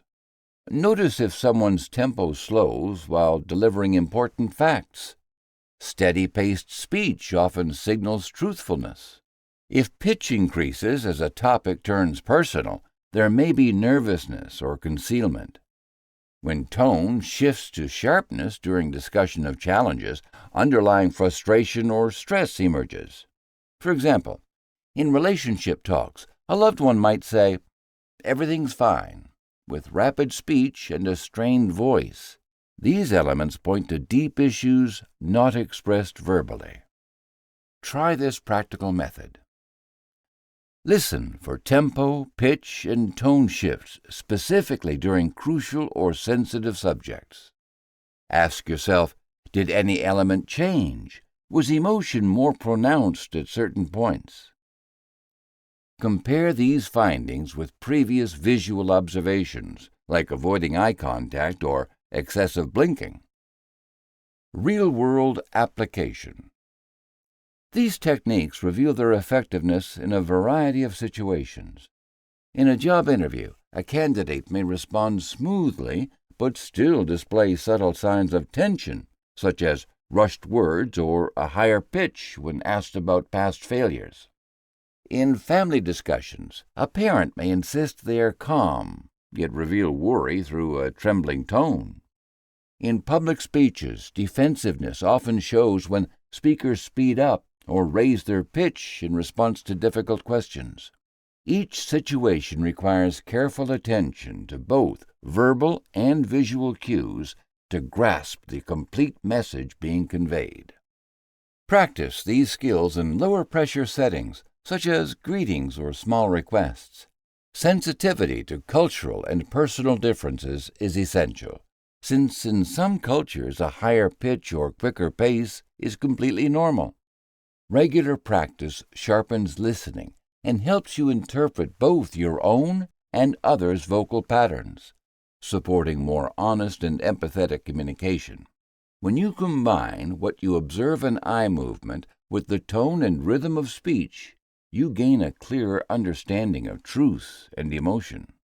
Now that we understand how visual cues like eye contact and subtle movements, together with vocal signals such as tone and tempo, reveal deeper feelings and meanings beneath spoken words, we can approach our conversations with greater awareness and insight.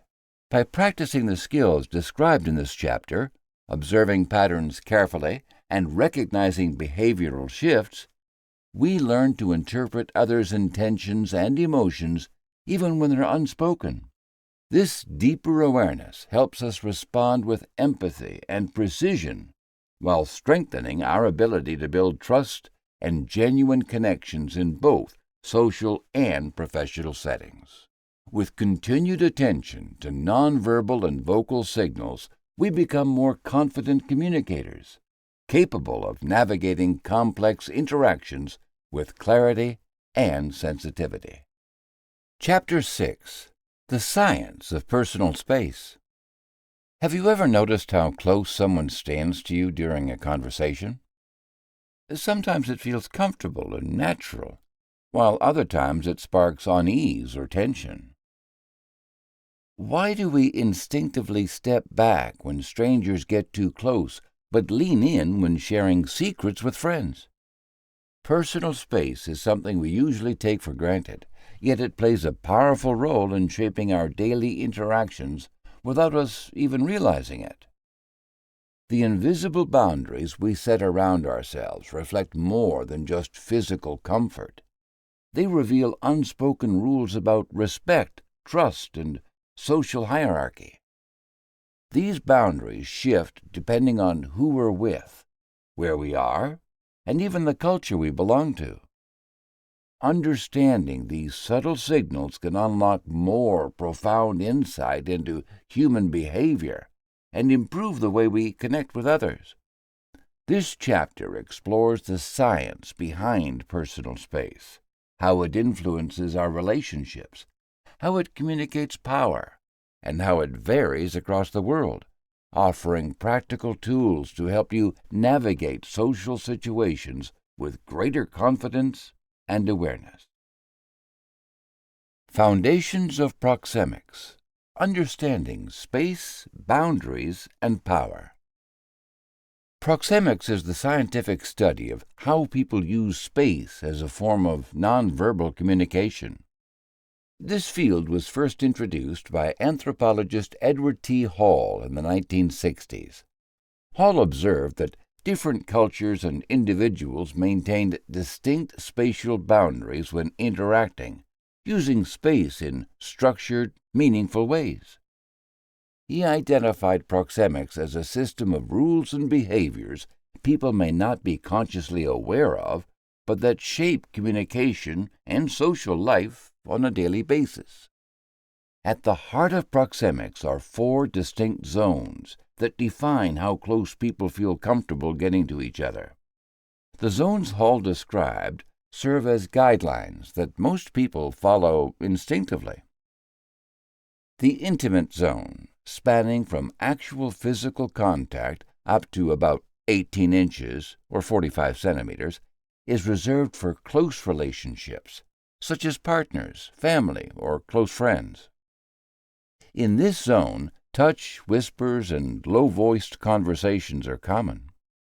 The personal zone extends from 18 inches to about 4 feet, or 1.2 meters, and is typical for friendly conversations, such as those between friends or coworkers during informal chats. The social zone ranges from 4 feet to around 12 feet, or 3.6 meters, suitable for business meetings, interactions with acquaintances, and most professional situations. The public zone, which begins at 12 feet and beyond, is used for public speaking, lectures, or when addressing large groups.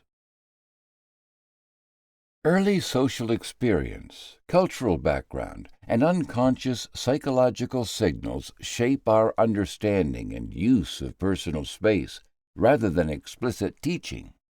People often adjust their physical distance based on nonverbal cues. For example, stepping forward can signal warmth or interest, while stepping back or creating barriers, like folding arms or placing objects in between, may signal discomfort or a desire for privacy. In conversations, partners who maintain an appropriate distance are considered respectful and attuned, while those who intrude can spark irritation or anxiety. The way people arrange themselves at a table, position their chairs in a waiting room, or stand in line all reflect underlying rules of spatial behavior. Spatial preferences are closely linked to emotional comfort and stress levels. When someone encroaches on another person's intimate or personal zone without invitation, it can trigger discomfort, irritation, or even alarm. These emotional responses occur unconsciously and serve as protective mechanisms. Crowded elevators, busy trains, or packed concert venues automatically heighten people's awareness of personal space. In such environments, individuals often avoid eye contact or minimize conversation as a way to compensate for reduced physical distance. Conversely, when people want to signal openness or friendliness, they may voluntarily relax their boundaries, allowing trusted individuals to enter their personal zones. The origins of these spatial behaviors can be traced to basic biology and evolutionary psychology. Many animals establish and defend territories, which help reduce conflict and secure resources. In humans, territoriality is subtler, but no less significant. The brain possesses dedicated networks for processing spatial information, allowing us to gauge distances, recognize boundaries, and interpret threats or invitations. When personal space is invaded, the brain's defensive systems may activate, producing physical reactions such as increased heart rate, a sense of agitation, or a readiness to move away. Emotional responses ranging from embarrassment to anger can arise, particularly if the boundary crossing is perceived as intentional or disrespectful. Lists clarify how people experience space in daily life. Standing shoulder to shoulder in a crowded subway causes unease. A manager leaving the door open during a meeting signals accessibility. Friends speaking quietly and sitting close by a campfire feel a sense of trust. Strangers maintaining a wide berth in an empty parking lot establish safety. Spatial arrangements reveal and reinforce social relationships and hierarchies. In workplace settings, the person seated at the head of the table usually holds the most authority. An employee's ability or inability to enter a manager's private office without notice is shaped by invisible spatial rules. Open-plan offices can blur the line between personal and social zones, sometimes creating stress due to a lack of privacy. In contrast, a reserved corner office often represents higher status and a protected space. Context strongly influences how people use and interpret space. A handshake feels appropriate in a professional environment, yet stepping too close to someone's intimate zone in public usually feels intrusive.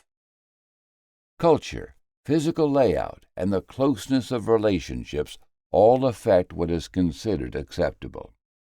People in close relationships may sit side by side on a park bench, while strangers tend to maintain a respectful distance. Emotional state also plays a role. When someone feels anxious or threatened, their need for personal space often grows. Spatial behavior offers insight into the unspoken rules of territory and social status. Choices about where to sit at a dinner party, how far to stand during a negotiation, or how groups form in a crowd all reveal deeper dynamics of power, influence, and belonging. These subtle cues create a framework for understanding how personal space reflects and shapes human relationships. Application of proximity, influence, and cultural navigation. People often underestimate how much the distance between them and others shapes conversations, impressions, and trust. Your choice of where to stand or sit can either enhance your influence, create a sense of comfort for others, or, if misused, quickly undermine trust. In professional meetings, counseling offices, or sales pitches, paying attention to proxemics, how we use physical space becomes a subtle but potent tool for persuasion and connection. Distances that build or break trust. Trust tends to grow when people share space that fits cultural and situational expectations. In Western professional environments, about 120 to 150 centimeters, approximately 4 to 5 feet, usually signals polite attentiveness during business meetings. This range feels professional, yet personal enough for focused exchanges. For example, a negotiator who invades a client's space by moving closer than 90 centimeters, or 3 feet, may seem pushy or intrusive. If a salesperson stands more than 2 meters, 6.5 feet away, potential clients can interpret the distance as aloofness or disinterest. In counseling, smaller distances, 90 to 120 centimeters, or 3 to 4 feet, often foster openness. Setting up chairs at this distance, angled at about 45 degrees rather than head-on, encourages sharing without feeling confrontational. For sales professionals, mirroring a client's comfortable distance and subtly closing the gap, but only if the client seems at ease, can encourage agreement and trust. Why distance matters. Physical space triggers subconscious reactions. People tend to relax and listen more openly when their personal space is honored. Crowding can activate a physiological stress response. Raised heart rates and defensive body language often follow uninvited proximity. On the other hand, too much distance feels cold, reducing the likelihood of persuasion or genuine engagement. Strategies for managing proximity. Success with proxemics starts with 2 tasks: selecting the right distance and adjusting as signals change. Optimal distances. Interaction type: negotiation, meeting. Recommended distance, 1.2 to 1.5 meters, or 4 to 5 feet. Key behaviors, maintain eye contact, lean in slightly if rapport grows. Interaction type, counseling, private. Recommended distance, 0.9 to 1.2 meters, or 3 to 4 feet.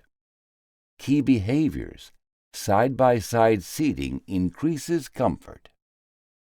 Interaction type, sales pitch. Recommended distance, 1 to 1.5 meters, or 3 to 5 feet. Key behaviors, mirror customer stance and occasionally shift closer if cues are positive. If a client crosses arms or leans back, increase space by 15 to 30 centimeters, or 6 to 12 inches. If someone leans in, nods, or gives open body language, a subtle decrease in distance can be effective. Try moving closer by 10 centimeters, 4 inches, and gauge the response. Reading comfort levels. Look for shifts away or subtle steps back, signs you're too close. Watch for relaxed hands, smiles, or leaning forward, signs of comfort. Note tension in the jaw, fidgeting, or immediate withdrawal. Classic symptoms of space being encroached. Adjust your proximity smoothly. If you need to retreat, do so gradually, aligning with a movement such as turning to grab a document or adjusting your seat. Navigating cultural differences. Space expectations vary dramatically between cultures, creating ripe ground for misunderstandings or offense. Comparing norms. North Americans and Northern Europeans prefer larger bubbles, 1.2 to 1.5 meters for business. Latin Americans, Middle Easterners, Southern Europeans, comfortable at 0.6 to 1 meter or 2 to 3 feet for professional interactions. East Asians tend to oscillate based on group hierarchy, but often prefer more space with strangers, 1 to 1.5 meters. Common cross-cultural mistakes occur when someone assumes their norm is universal.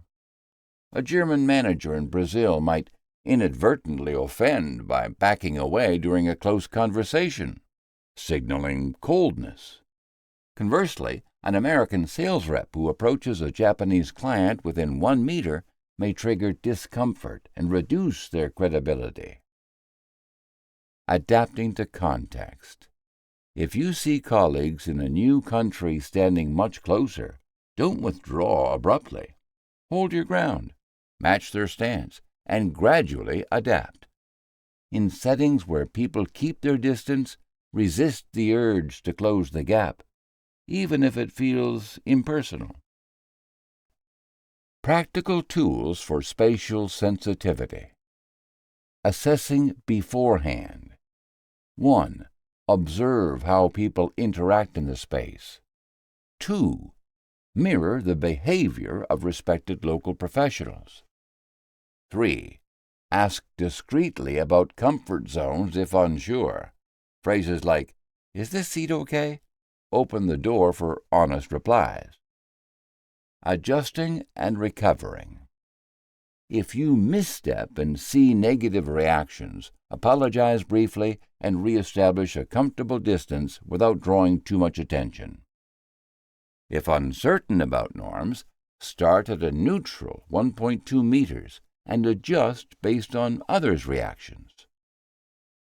Simple checklist. Begin meetings at a distance typical for your host's culture. Avoid abrupt moves. Shift closer or farther only in response to others. If you breach someone's space, use humor or a light comment to diffuse tension, then adjust accordingly.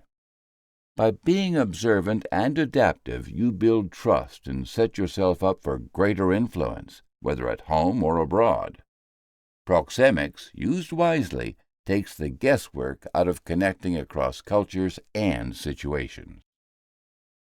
Now that we understand how personal space shapes interactions, influences power, and differs across cultures, we can use this knowledge to navigate social situations more effectively.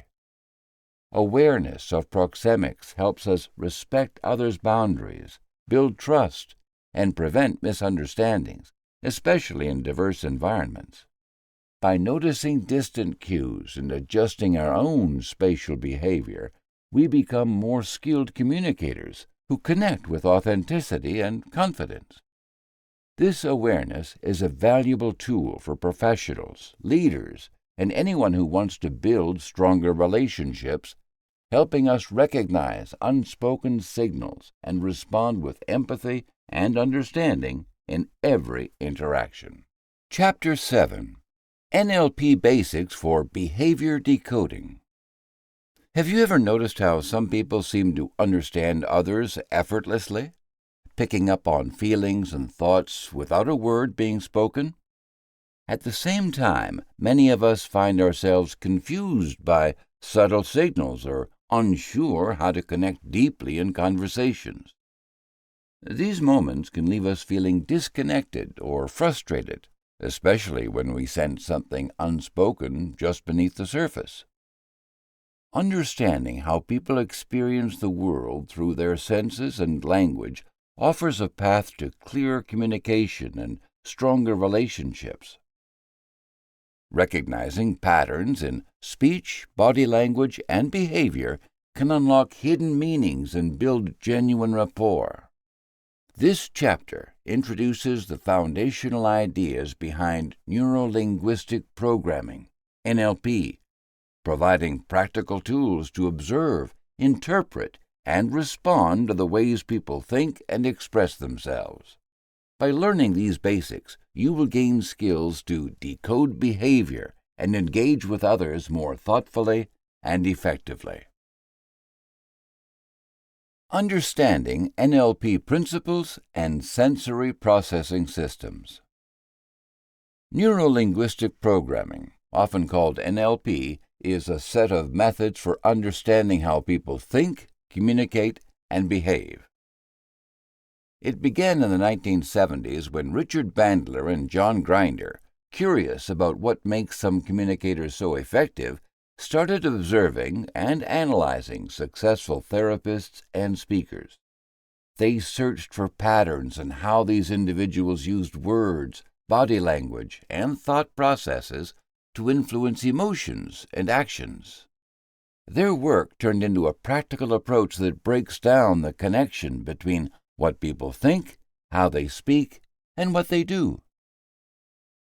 At the heart of NLP are several core ideas that help decode behavior and make sense of communication. One key principle is that the brain, language, and behavior are all deeply linked. The words someone chooses, the tone of their voice, and even the way they stand or gesture all stem from what's happening inside their mind. For example, when a person uses phrases like, "I see what you mean," or "that looks good," it often hints that they process information visually and might prefer diagrams or pictures.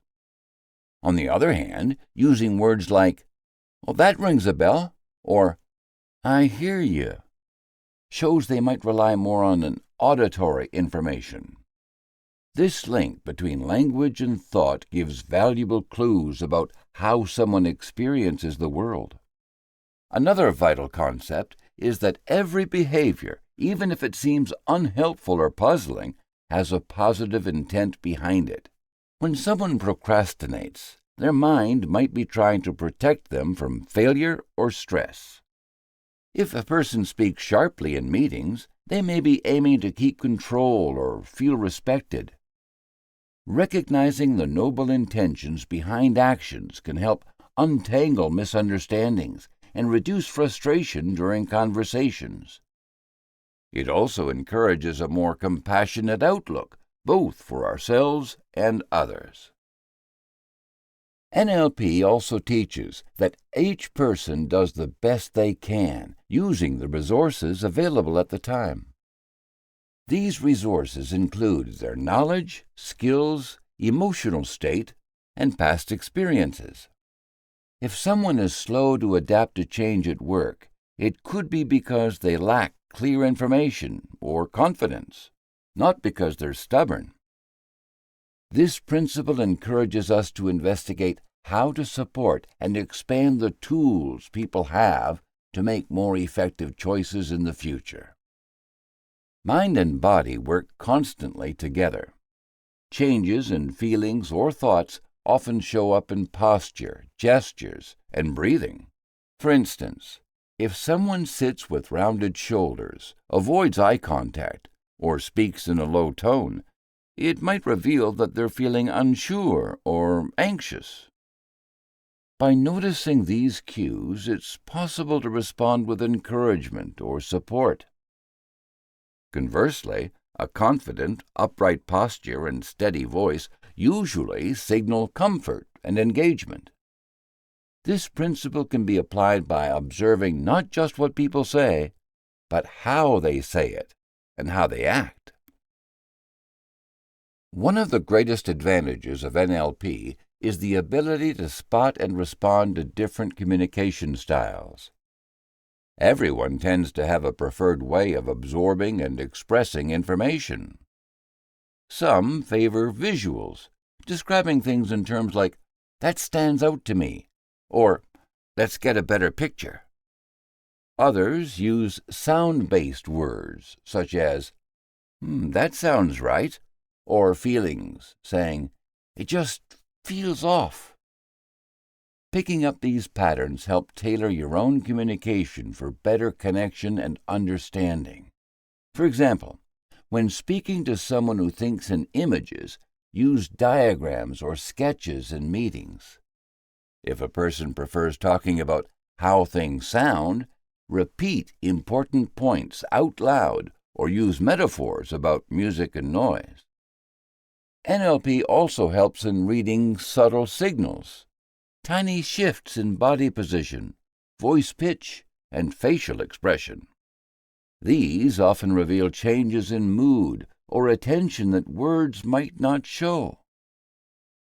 If someone suddenly starts speaking faster, wringing their hands, or looking away often, these could be signals they are stressed or uncertain, even if their words are calm. Noticing these signals gives a chance to check in or change the conversation to suit their needs. Everyday applications of NLP. Observe the types of words people use and adapt your language to match theirs. Pay attention to body language and adjust your posture and tone for better rapport. Listen for repeated phrases or gestures to spot underlying beliefs or concerns. Use positive intent as a tool for empathy and solution-focused discussion.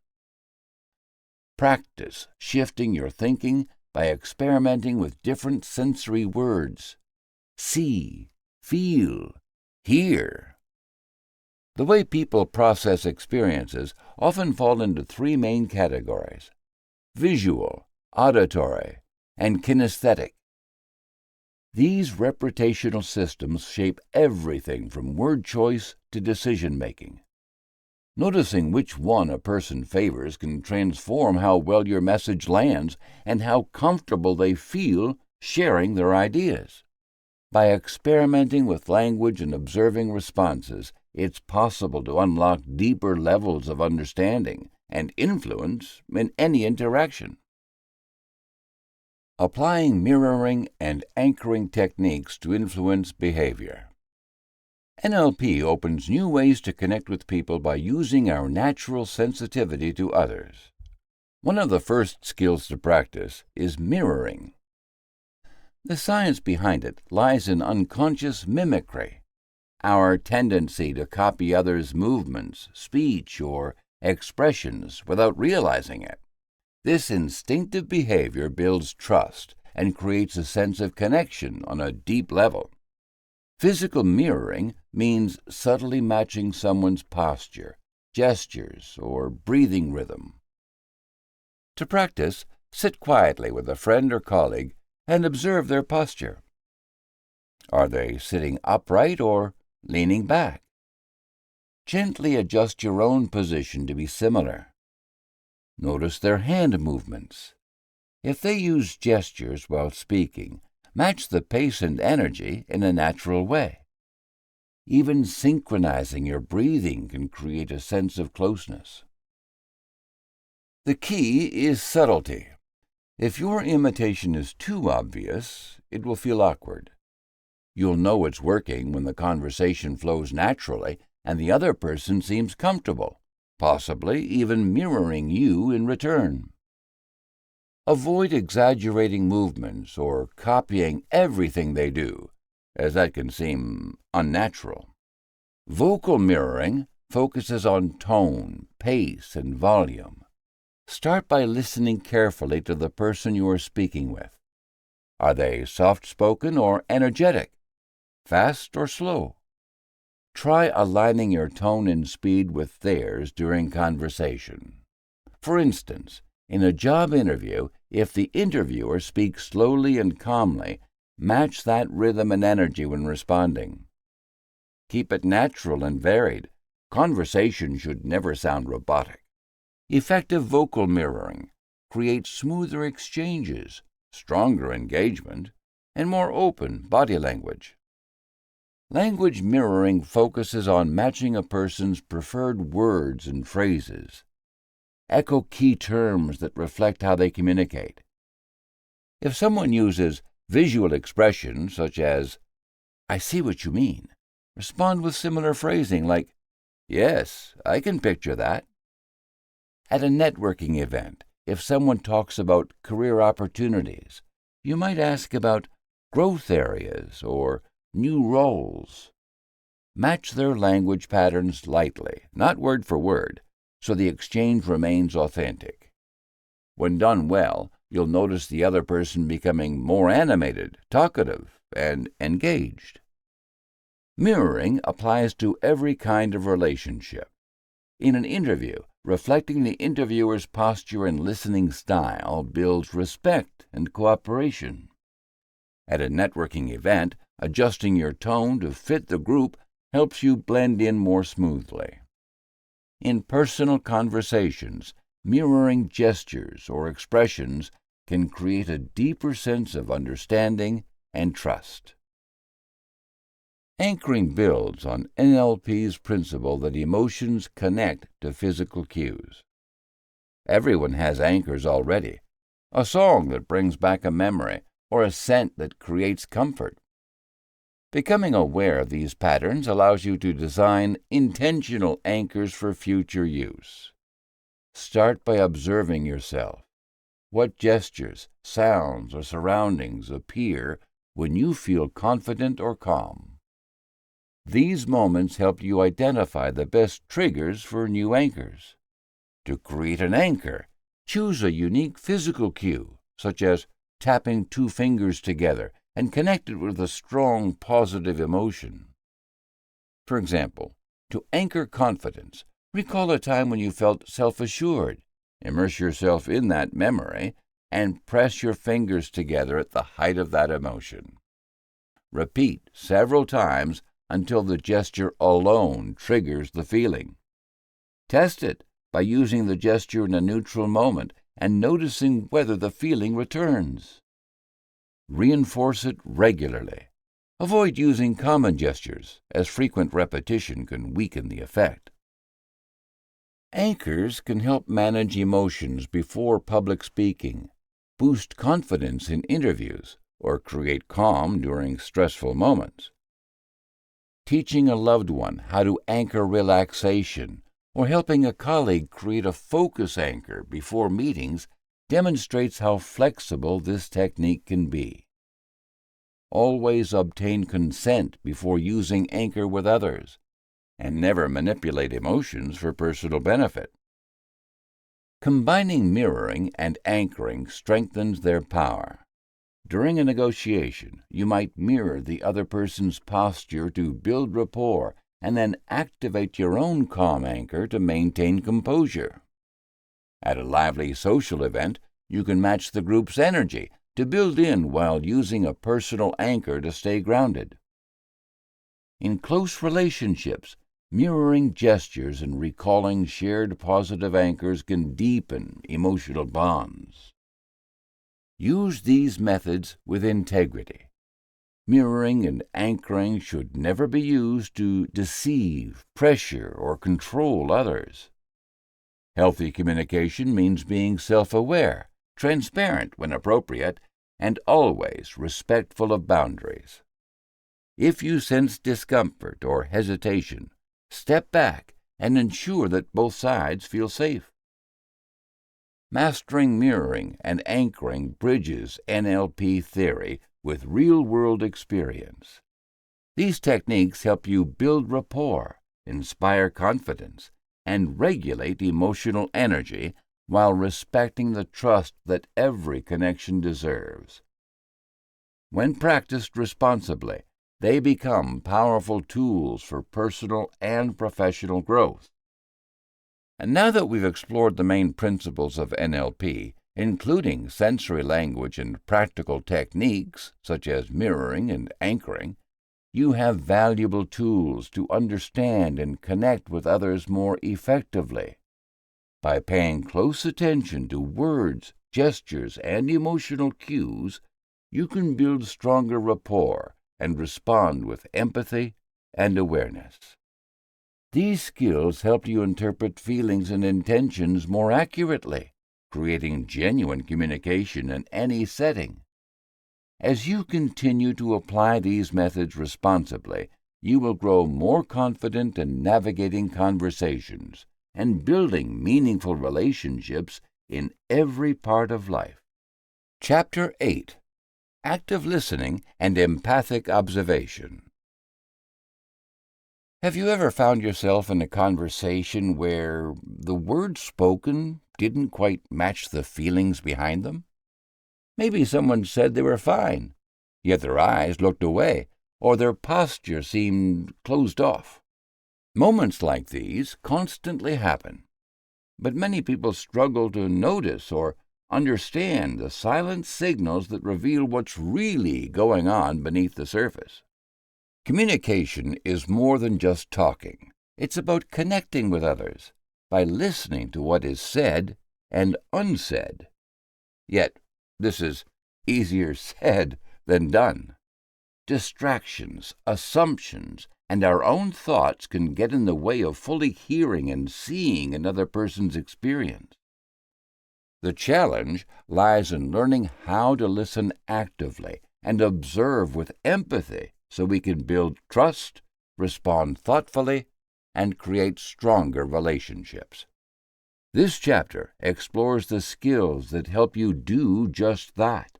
It will guide you through techniques for focused listening, reading subtle body language, and recognizing emotional cues. You'll find practical exercises to improve your ability to stay present, use encouraging gestures, and interpret the hidden messages people send through their expressions and tone. By developing these skills, you'll gain confidence in understanding others more deeply and communicating with greater clarity and compassion. Mastering focused listening and emotional awareness. Active listening is a skill that goes far beyond simply hearing words. It's about giving your full attention and showing the speaker that you genuinely care about what they're saying. Unlike passive hearing, active listening requires both your mind and body to be fully engaged. You focus not only on the words themselves, but also on the speaker's intent, emotions, and the subtle cues revealed through tone and body language. You demonstrate attentiveness through steady eye contact, open posture, and responsive facial expressions such as nods or small smiles. Crossing your arms or looking away can break the connection, while leaning slightly forward or mirroring the speaker's posture builds trust and strengthens understanding. Eye contact is one of the most important signals of engagement, though it can be challenging when your attention drifts or when the conversation becomes complex. A calm, steady gaze shows that you are fully present. Pay attention to how your conversation partner's eyes move. Looking away briefly may indicate thoughtfulness or nervousness, while constant eye contact might reflect confidence or, in some cases, discomfort. Checking your breathing helps you stay grounded. Shallow or quick breaths often mean you are distracted or tense. Watch for subtle facial expressions, such as a tightening around the mouth or slightly raised eyebrows, which may reveal doubts or emotions the person does not express in words. Exercise 1. Anchoring eye contact to manage distractions. Maintaining effective eye contact builds trust and helps you silence mental chatter. Use this technique when discussing sensitive topics with a colleague, supporting a friend, or sharing plans with a loved one. How to implement. 1. Before the conversation, take a slow, deep breath and remind yourself of your role, listener, not judge. 2. Pick a spot near the other person's eyes, such as the bridge of the nose, to focus on comfortably. 3. Hold your gaze for about 4 or 5 seconds at a time. Then allow brief, natural breaks, such as nodding or glancing at their hands, before returning your focus. 4. If internal distractions arise, consciously redirect your focus to the speaker's face or the flow of their speech. 5. Pay attention to their eye movement patterns. Flickering glances away may mean they want affirmation or are searching for the right words. Common pitfalls. Staring without blinking, which can seem intimidating. Letting your gaze wander to phones, screens, or around the room. Letting your internal dialogue drown out the speaker's words. Practice scenarios. Listening to a colleague share work feedback. Engaging in a family dinner conversation. Participating in a brainstorming group at work. Success metrics. You maintain eye contact for 70 to 80% of the interaction. You notice shifts in the other person's gaze or emotional state. The conversation flows with few or no interruptions. Exercise 2. Practicing attentive posture. Your posture speaks before you even say a word. Open shoulders, a straight spine, and leaning slightly forward demonstrate engagement. This technique is essential in interviews, client meetings, or personal moments where you want to signal genuine interest. How to implement. 1. Adjust your chair and feet so you can sit upright without strain. 2. Keep shoulders relaxed. Avoid slouching or crossing arms, and let your hands rest naturally where they can be seen. 3. Angle your body slightly toward the speaker. 4. Mirror the speaker's body position for increased rapport. 5. Use small nods or a soft smile to show you're connected. Common pitfalls. Fidgeting or repeatedly checking your phone. Creating physical barriers, folders, coffee cups, between you and the speaker.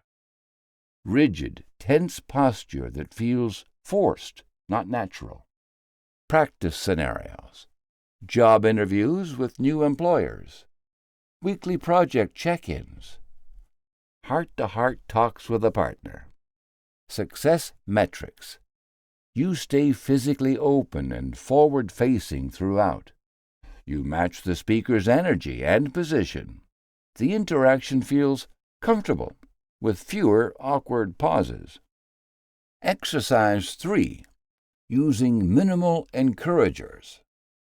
Minimal encouragers, such as short responses like, I see. Or a simple nod help keep conversations flowing and show that you're engaged with the speaker. They are especially useful in meetings, group discussions, or emotional conversations, where silence can be meaningful, yet sometimes feel uncomfortable. How to implement? 1. Listen for natural pauses in conversation to insert a quiet, "I understand," or a well-timed nod. 2. Match these cues gently to the speaker's tone. Don't overuse or interrupt. 3. Use open facial expressions, such as raised eyebrows or soft eye contact, as nonverbal encouragers. 4. Let some silences linger to give space for deeper thought. Common pitfalls. Overusing verbal encouragers until they feel insincere. Nodding or saying, "uh-huh," without really listening. Rushing to fill every silence, disrupting the speaker's rhythm. Practice scenarios. Group brainstorming sessions can be challenging when some participants are shy. Debriefing after a team project. Comforting a friend after difficult news. Success metrics. You can recall the speaker's key message. The conversation moves smoothly with balanced turns.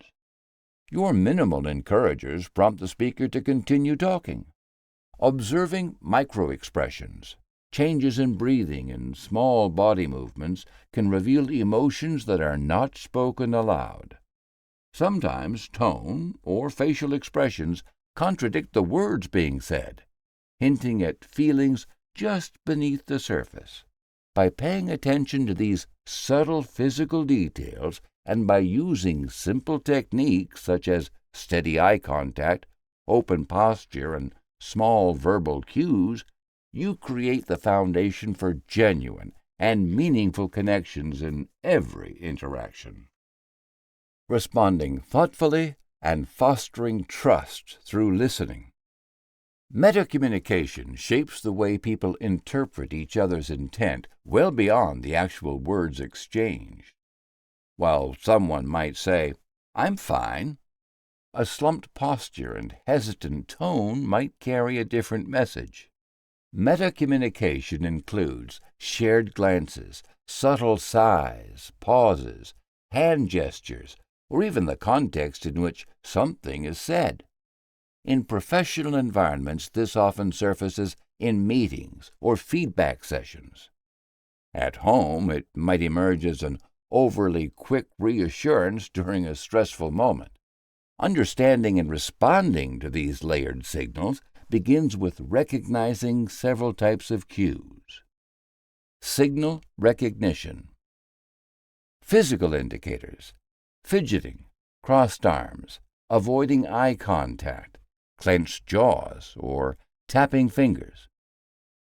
Vocal cues: a sudden drop in volume, sharp exhalations, monotone delivery, slower or faster speech.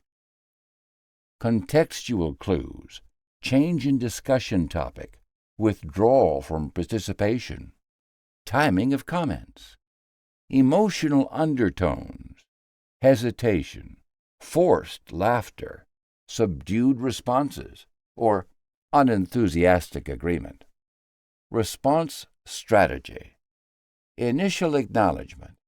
Let the other person know you noticed something. Use gentle phrases like, "Oh, I noticed you got quiet after we talked about the deadline." Validation technique: show that their feelings or subtle reactions are understood and accepted. For example, "That sounds stressful, and it makes sense you might feel that way." Trust-building approach: offer space to elaborate without pressure, saying, "If you'd like to talk about what's really going on, I'm here." Follow-up questions: invite more detail with open-ended prompts. Can you help me understand what made this difficult for you? Scenarios and application. Scenario 1. Workplace feedback meeting. Sarah's manager gives her positive feedback, but Sarah's lips tighten and she looks down, replying, "Thanks, I try my best." The unspoken message suggests she might feel unsure or undervalued. The manager recognizes her closed posture and hesitant tone. Response? The manager says, "You seem a bit tense. Are you feeling unsure about something?" This acknowledges both the words and underlying feeling. By expressing genuine care, the manager gives Sarah permission to open up, building trust and increasing her confidence. Scenario 2. Team collaboration. During a project discussion, Mike crosses his arms and barely contributes. When asked how he feels about the plan, he responds, "It's fine." The silence and body language signal discomfort, perhaps disagreement. Response. A teammate notices and says, "Mike, I noticed you've been quiet. Is there something you'd like to add or a concern we haven't addressed?" Mike feels seen and respected, which paves the way for transparency and builds psychological safety within the group. Scenario 3. Personal relationship. A friend cancels dinner, texting, "I'm just tired." When you call, their voice sounds shaky, and there's a heavy pause before they speak. Response. You gently say, "You sound upset. If you need to talk or need some company, I'm here for you." This empathetic response shows you're attentive to more than words. The friend feels valued, encouraging honesty and trust. Practical exercises. Metacommunication exercise. Step. Observable elements. Description. Identify at least 2 nonverbal cues during conversations. Step. Interpretation. Description. Ask yourself, what do these signals suggest about feelings? Step. Response options. Description. Choose a simple acknowledgement. "I'm here if you need me." Step. Trust building. Description. Notice if the other person becomes more open or relaxed. Trust building exercise. Focus on eye contact and non-judgmental body language. Briefly paraphrase what you've heard. "So, you're feeling a bit overwhelmed by this project, right?" Validate emotions. "It makes sense to feel stressed with everything going on." Invite connection by sharing your feelings or experiences if relevant, reinforcing mutual understanding. Useful phrases for authentic connection. "You seem a little distant. Is everything okay?" "I get the sense something's on your mind." "It's completely understandable to have mixed feelings about this. Would you like to talk about it? Or is today not a good time?" While using these phrases, maintain your voice. Authenticity is more important than perfect phrasing. Progress markers. Readers can assess skill development by noticing how quickly and accurately they detect unspoken cues. The question is whether their responses invite deeper or more honest conversation. There has been a growth in mutual trust and willingness to share important information. Overall improvement in relationship satisfaction and daily interactions.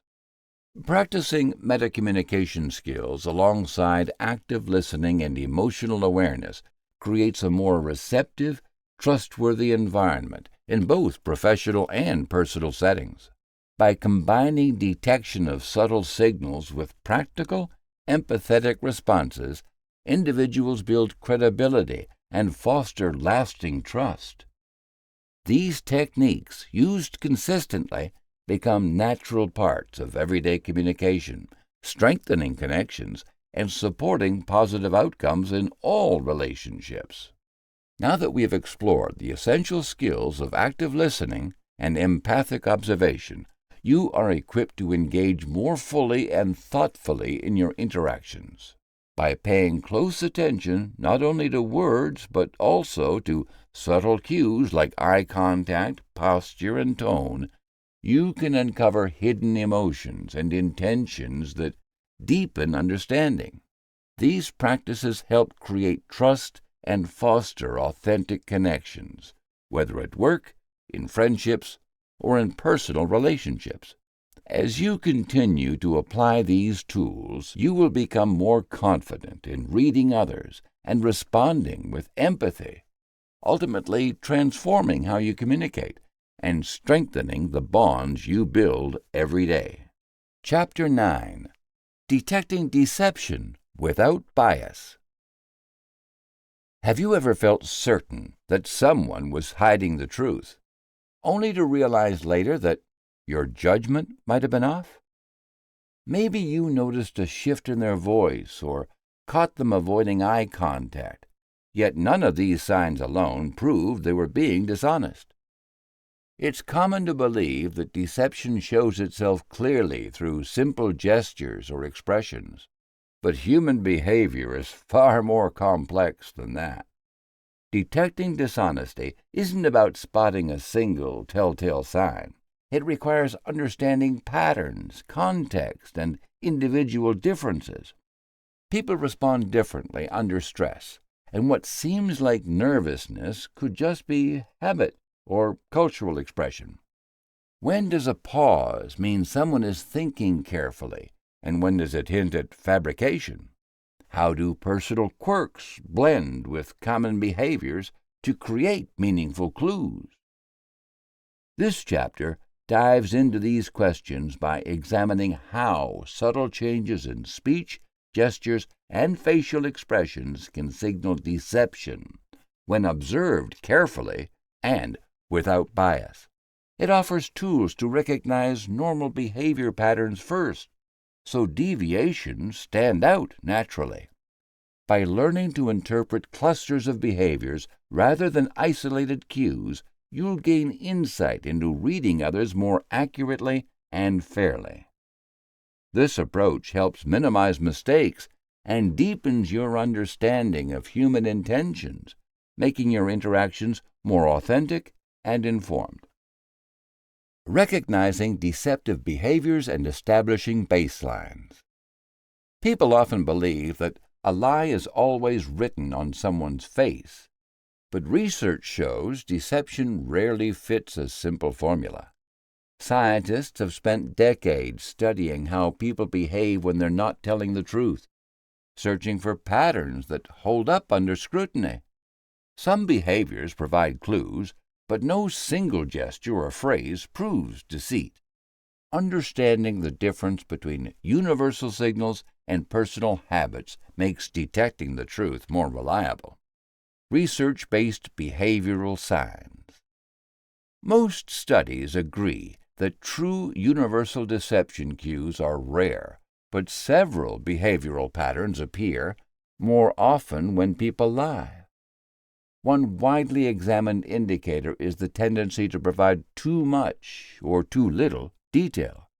A liar may offer stories that feel overly rehearsed, lacking in unique, unplanned elements, or instead leave out important information to avoid mistakes.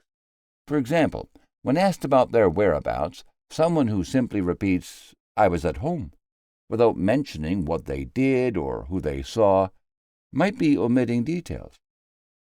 Scientific experiments suggest that truthful accounts contain more sensory information and personal feelings, while lies use fewer I statements or references to emotion. Eye movement is another area full of misconceptions. Contrary to popular belief, there is no consistent way to spot a lie by watching someone's eyes. Early studies implied that liars might avoid eye contact or look in a certain direction, but larger and more recent research warns that eye gaze is a poor indicator. Stress can make truthful people fidget or look away as well. In fact, some people hold unnaturally strong eye contact when lying, attempting to mask the common stereotype. Voice and speech patterns, however, often change during deception. The pitch of a person's voice may rise due to anxiety. Studies show that liars sometimes pause before speaking, using more hesitations, such as or and struggle with speech fluency. Their answers may shift in tense or distance themselves from responsibility. For example, instead of saying, "I drove the car that night," a deceptive person might say, "The car got driven." Research from the American Psychological Association finds that, on average, speech during lies contains more negative emotion and fewer specific places or times. Microexpressions are tiny, involuntary facial movements that last only a fraction of a second and can reveal genuine emotion. A person might briefly show fear, guilt, or contempt before their face returns to a neutral expression. Although microexpressions are real, they are subtle and difficult to detect without careful observation or training. Misunderstandings in this area are common. Many people believe that liars always touch their faces, fidget, or sweat more than usual. While these actions can indicate nervousness, not everyone who appears nervous is being dishonest. In fact, some individuals who lie may become unusually still or over-control their movements to seem composed. Research shows that none of these behaviors alone can prove deception. Context, as always, is essential for accurate interpretation. Key differences: stress versus deception. Stress and deception often appear very similar. Both can cause tension, dry mouth, frequent blinking, or restless movements. A truthful person under pressure may still display all of these signs. Researchers warn that certain environments or questioning styles can trigger stress, making it difficult to distinguish honesty from anxiety. For example, during airport interviews, even innocent travelers may stammer or give short answers simply because they feel nervous. Understanding which signals truly matter requires looking at patterns rather than isolated behaviors. A single clue, such as a pause or vague wording, rarely indicates lying.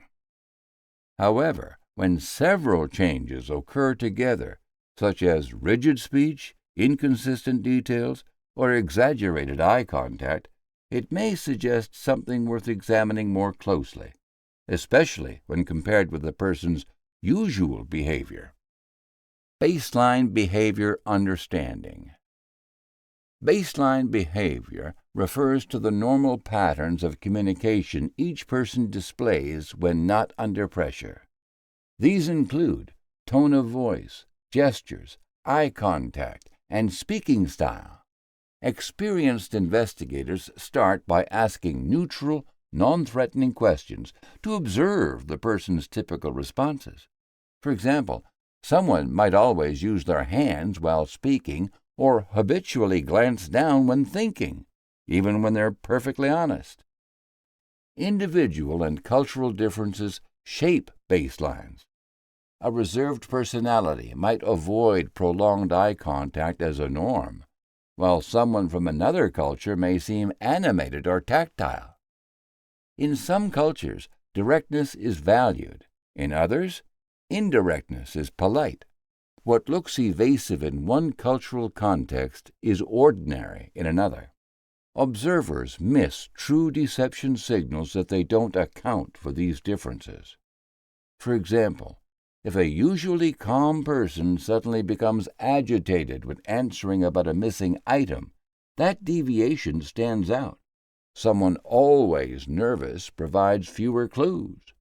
Research highlights that comparing behavior in neutral settings versus important questions leads to far more accurate finding. A table. Examples of baseline variations. Behavior. Eye contact. Possible baseline. Rarely stares. Potential deception indicator.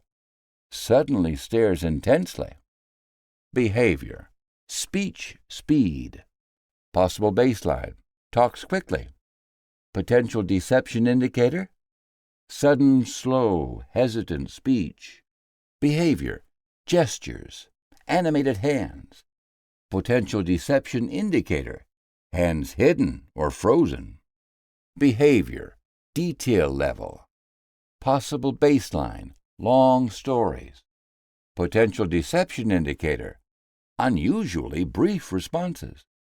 The key is to look for significant shifts from established patterns, not just isolated signs. Reliable detection combines research-based indicators, awareness of baseline behaviors, and careful attention to context. Each person reveals truth and falsehood in their own unique way. Interpreting behavior clusters and applying detection in daily life. Often, people rely too heavily on spotting a single fidget or a shift in eye contact as a sign of dishonesty. Decades of research on behavioral science reveal that such single gestures are unreliable indicators. Behavioral cues are best interpreted as clusters, a group of behaviors that appear together and suggest a change in a person's cognitive, emotional, or physiological state. The reliability of clusters lies in their convergence. When multiple cues synchronize momentarily, they form a pattern that is far less likely to be the result of chance or individual differences. These synchronized signals allow for a more nuanced appraisal of what someone may be experiencing, reducing the risk of mistaken judgments based on isolated actions. A systematic approach to reading clusters begins by identifying baseline behaviors in low-stakes situations.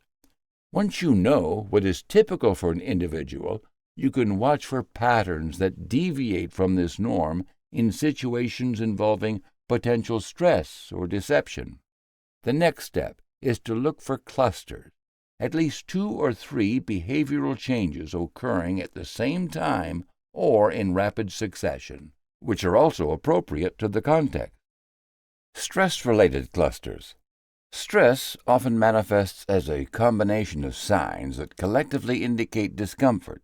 Common behaviors in this cluster include frequent throat clearing, sudden swallowing, microfacial expressions of tension, rapid blinking, and self-soothing touches like rubbing the neck. These behaviors cluster because stress triggers the autonomic nervous system, prompting muscle tension and increased physiological arousal. Reading this cluster requires attention to both the pattern and the context. For example, a person negotiating a business deal might start tugging at their collar, tapping their fingertips rapidly, and briefly averting their gaze. The simultaneous presence of these actions suggests heightened stress. However, in a hot, stuffy room, the same behaviors could reflect simple physical discomfort. It's crucial to avoid making hasty assumptions, as these cues may not necessarily indicate deception, but rather anxiety, environment, or even excitement. A common misinterpretation is assuming that all stress is linked to lying. People become stressed for countless reasons. Always consider contextual factors such as social hierarchy, topic sensitivity, or environmental discomfort before drawing inferences. Cognitive load clusters. Cognitive load clusters arise when a person is mentally taxed, trying to recall details, fabricate information, or process complex thoughts. Typical indicators are increased speech hesitations, long pauses before answering, shifting posture, and inconsistent eye movements as the mind searches for answers. These behaviors cluster because the brain reallocates processing resources, interrupting smooth communication. For instance, imagine a manager asking an employee to explain a recurring mistake. The employee looks away, pauses, and suddenly becomes verbose, over-explaining small elements.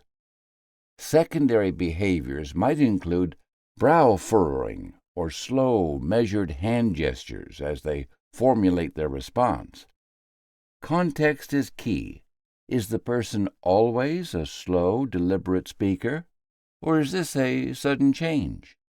A frequent trap is mistaking nervousness or slow memory retrieval for dishonesty. When faced with a situation, some individuals instinctively struggle to find the right words.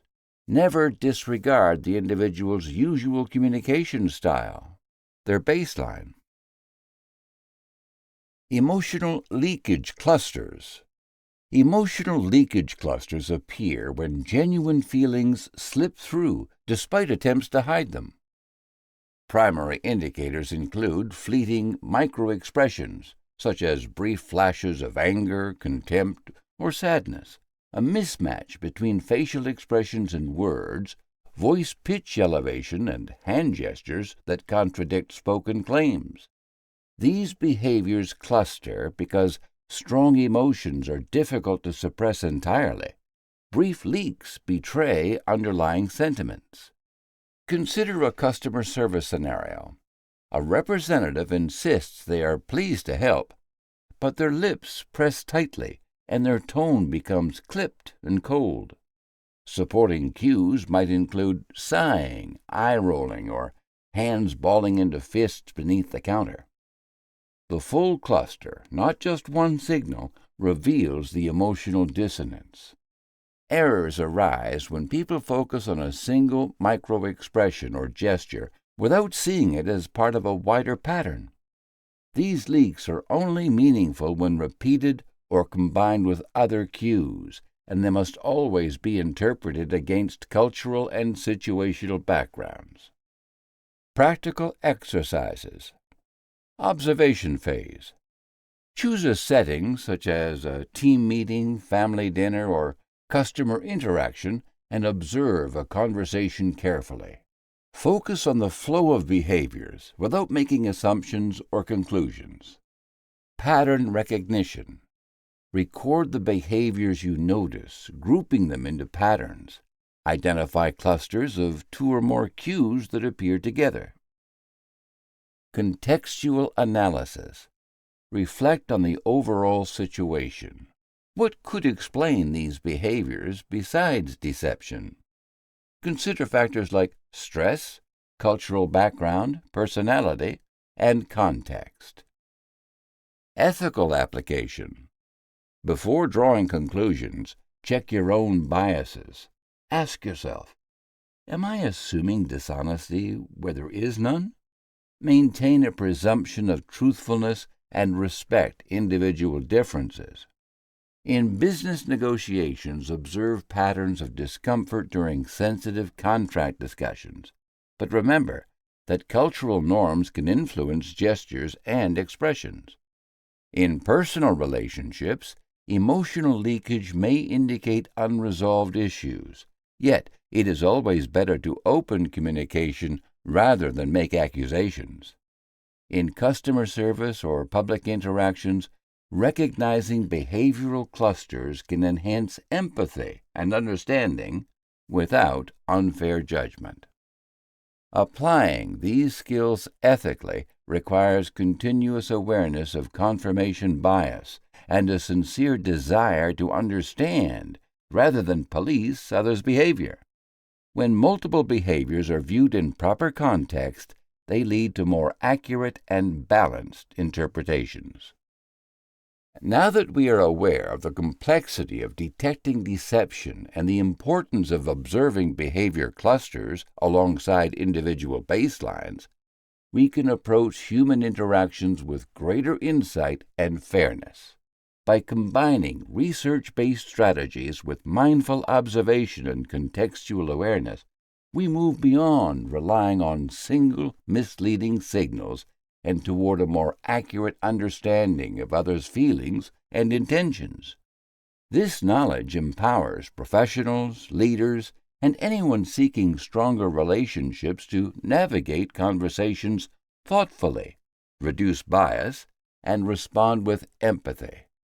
Building trust through genuine understanding rather than assumption helps create deeper and more authentic connections in every aspect of life. Chapter 10. Becoming a Behavior Decoder. Have you ever found yourself in a conversation sensing something unspoken beneath the surface, an unease or excitement that words alone couldn't capture? Maybe you noticed a subtle shift in someone's posture or a fleeting expression that hinted at feelings they didn't voice aloud. These small signals often go unnoticed or misunderstood, leaving us guessing about what others truly think or feel. What if you could quickly and respectfully read those hidden messages to better understand the people around you?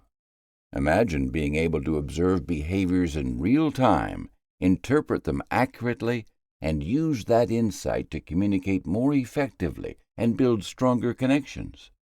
Learning to decode behavior requires more than just watching. It calls for careful attention, practice, and an ethical mindset that values respect and empathy. This chapter will guide you through developing skills to become a confident behavior decoder. You will learn how to observe clusters of behavioral cues without jumping to conclusions. Notice changes that reveal emotions, and apply these insights with emotional intelligence and care. By mastering this approach, you will enhance your ability to navigate social interactions, whether in professional settings, personal relationships, or everyday encounters, fostering understanding and trust with those you engage. Observing and synthesizing behavioral cues in real time. The behavioral scanning method introduces a structured way to observe and interpret a person's overall state in just 3 seconds. This technique helps you gather essential information without appearing intrusive by focusing on clusters of behavior instead of single gestures. Behavioral scanning is about developing an objective observer's mindset, noticing visible cues, and understanding them within context. Mastering this foundational method allows you to move from guesswork to skillful and intentional observation. A 3-second behavioral scan involves briefly observing an individual's facial expression, hands, posture, and overall energy. The goal is not to make quick judgments, but to notice patterns and establish a baseline of how the person appears at that moment. This initial scan serves as a mental snapshot that you can later compare against any noticeable changes. The secret to accuracy lies in consistency. Observe in the same way each time so your insights remain reliable and meaningful. Here's how to conduct a 3-second behavioral scan. 1. Begin by softening your gaze and taking in the entire person, not just their face. 2. Take note of their facial expression. Is it neutral, tense, animated, or subdued? 3. Move your attention to their hands. Are their fingers fidgeting, open, clenched, or resting? 4. Observe posture and energy. Is their body engaged and upright, or withdrawn and slouched? 5. Mentally note any visible emotions or tensions and register the overall energy of the interaction. This process should always feel discreet and respectful. Don't stare. Instead, use quick, natural glances as you converse or observe. Let's break down the scanning process further.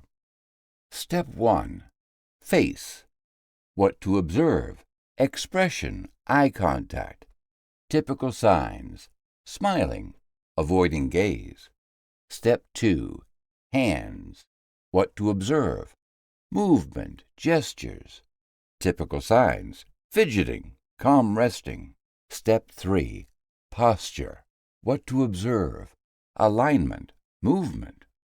Typical signs. Upright, slouched. Step 4. Energy. What to observe. Movement speed. Typical signs. Animated, withdrawn. Practice scenarios bring this method to life. In a job interview, begin your scan as the interviewer greets you. Observe if their facial expression is welcoming or distant, their hands open or tense, and their posture leaning in or away. In a meeting, scan a colleague who's about to present.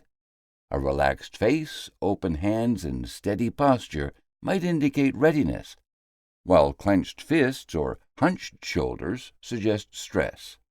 At a networking event, notice who holds confident eye contact, stands tall, and uses expressive gestures versus those who shrink back or remain motionless. During a personal conversation, focus on subtle shifts.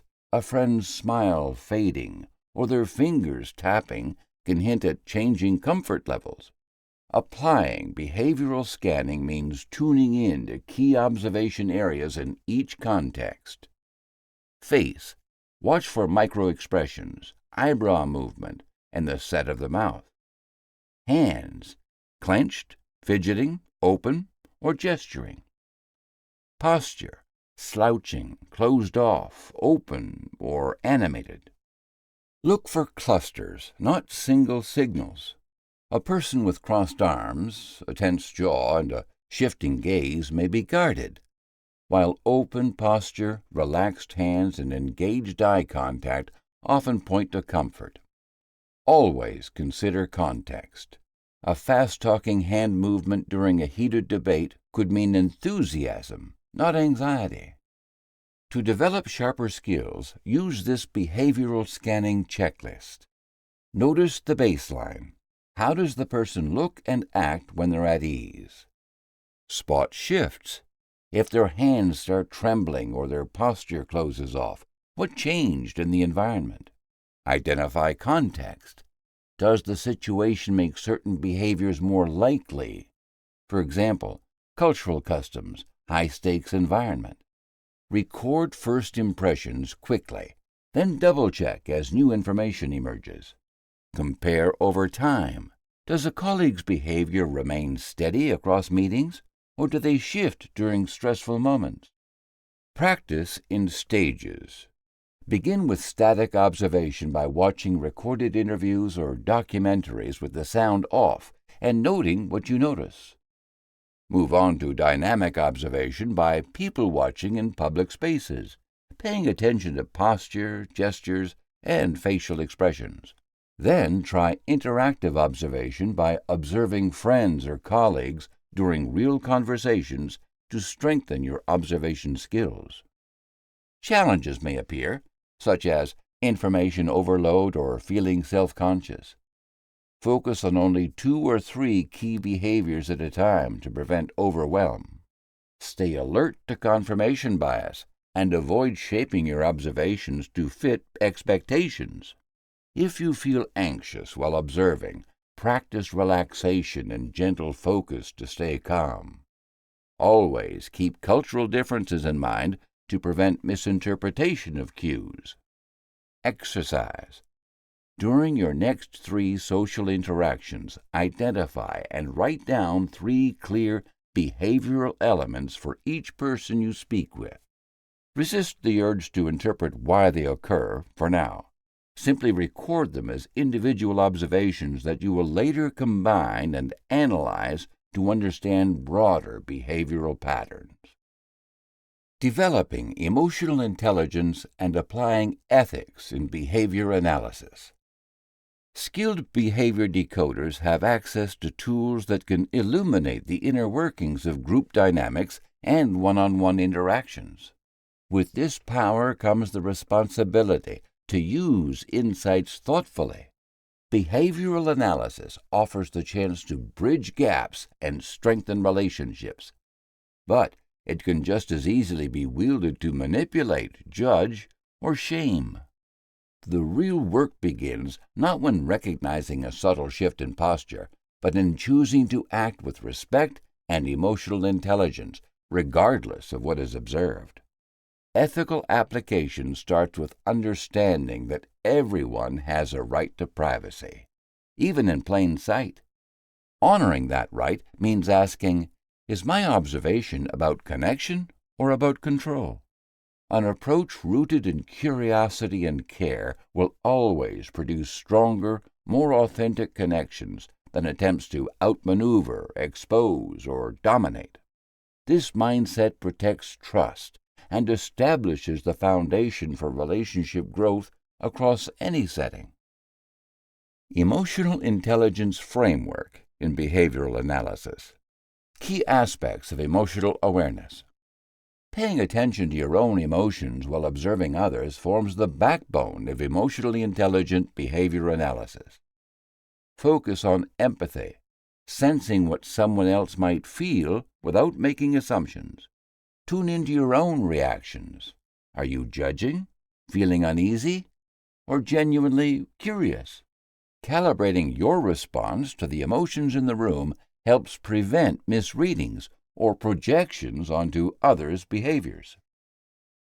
Common pitfalls to avoid. Making hasty judgments is a common risk. Assuming correctness based solely on visible cues can lead to misunderstanding and unhelpful labeling. Overanalyzing changes in body language. She crossed her arms. She must be angry. Blinds a decoder to context. Avoid forcing interpretations to fit preconceived notions or using private insights for personal gain. Practical exercises for strengthening emotional intelligence. Exercise. Empathy mapping. Purpose? Develop empathy by mapping observed cues to possible emotions. Step by step. 1. Observe a team member's nonverbal cues during a meeting. 2. Note visible changes, such as shifting in the seat, lowered gaze, or fidgeting hands. 3. List 2 or 3 possible emotions that could explain these cues. 4. Pause and reflect before making any judgments or responding. Self-reflection. Did I consider enough possibilities? Did I feel tempted to settle on a single conclusion? Application. Use this map to inform your approach, offer support, ask open questions, or simply give space. Ethics checkpoint. Did my actions respect their autonomy, or did I push for answers not willingly given? Real-world scenarios. During a client meeting, you notice a client glancing repeatedly at the clock and checking their phone. Instead of assuming boredom or impatience, recognize these as possible signs of stress or competing commitments. Acknowledge the cues. Looks like you're busy. Would you like to reschedule? Rather than calling out perceived flaws. This demonstrates emotional awareness and care, deepening trust.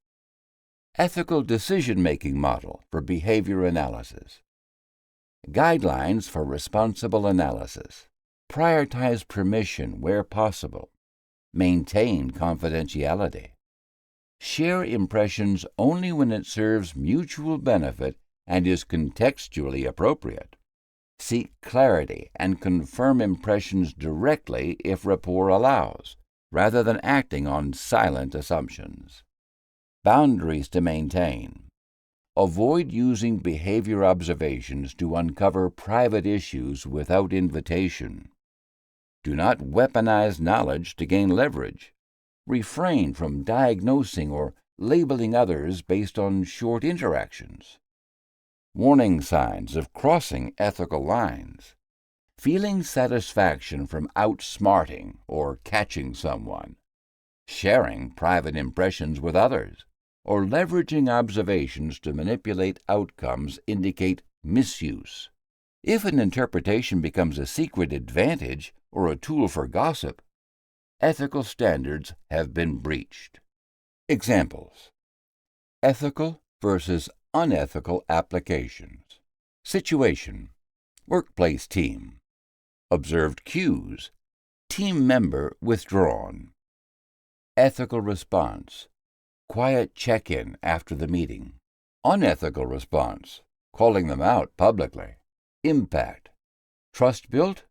Damaged. Situation. Networking event. observed cues, nodding, absent gaze. Ethical response, shifting topic, offering a break. Unethical response, pushing conversation aggressively. Impact, comfort, genuine rapport. Situation, family dinner.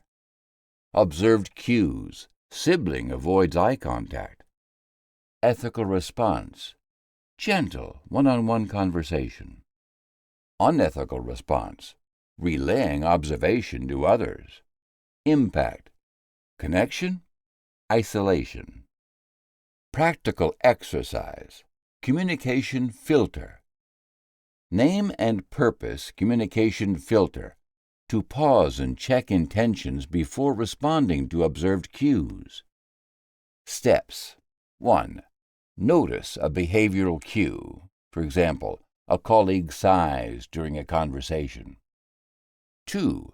Ask yourself, is my reaction about supporting, judging, or influencing?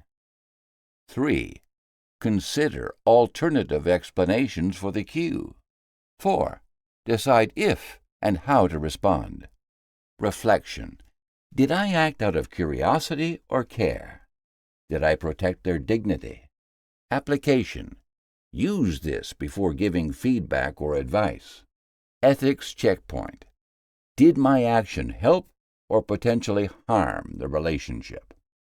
Building behavioral decoding skills grounded in ethics elevates conversations into authentic exchanges. Choosing empathy and respect over judgment fosters understanding, deeper connections, improved communication, and trust outcomes that matter in every sphere of life. Now that we understand how to observe and interpret behavioral cues quickly and ethically, we can use these skills to enhance every social interaction with greater insight and respect. By practicing the 3-second scan and tuning into clusters of behavior rather than isolated signals, we sharpen our ability to notice subtle changes and better understand others' feelings and intentions. Most importantly, applying emotional intelligence and maintaining ethical boundaries ensures that our observations build trust instead of creating barriers. With these tools, we move beyond guesswork toward thoughtful communication that deepens relationships and supports meaningful connections in both personal and professional settings. Conclusion. In every interaction and relationship, whether professional or personal, we are constantly reading each other's body language, often without even realizing it. The intricate dance of gestures, facial expressions, posture, and tone is universal and forms the foundation of all human communication. Yet, decoding body language is often described as a mysterious talent, perhaps even a superpower, reserved for experts or naturals. This book set out to dispel that myth.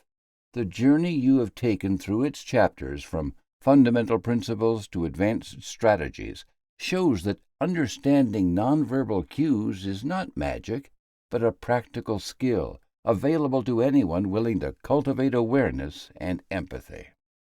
As you reflect on what you have learned, remember, there is no single gesture or expression that reveals the entirety of a person's inner world. Human beings are wonderfully complex. Body language complements, emphasizes, and sometimes contradicts spoken words. But it never exists in isolation. To become truly skilled at interpreting these signals, you must balance curiosity with respect, observation with patience, and insight with genuine intent. You begin by learning about the foundational role of nonverbal communication. We explored how much meaning in conversation is conveyed, not through words, but through the way they are delivered. From the tilt of a head to the crossing of arms, every gesture sends subtle messages. People everywhere communicate in this way, transcending culture and language.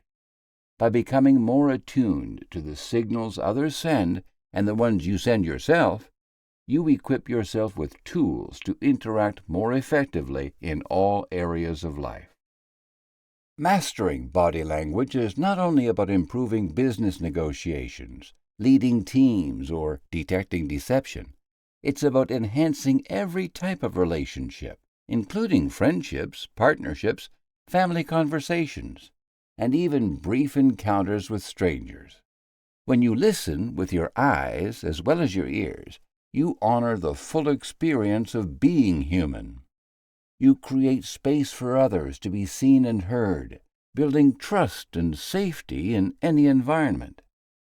Opportunities expand, collaboration becomes easier, conflict is resolved faster, and moments of shared understanding multiply.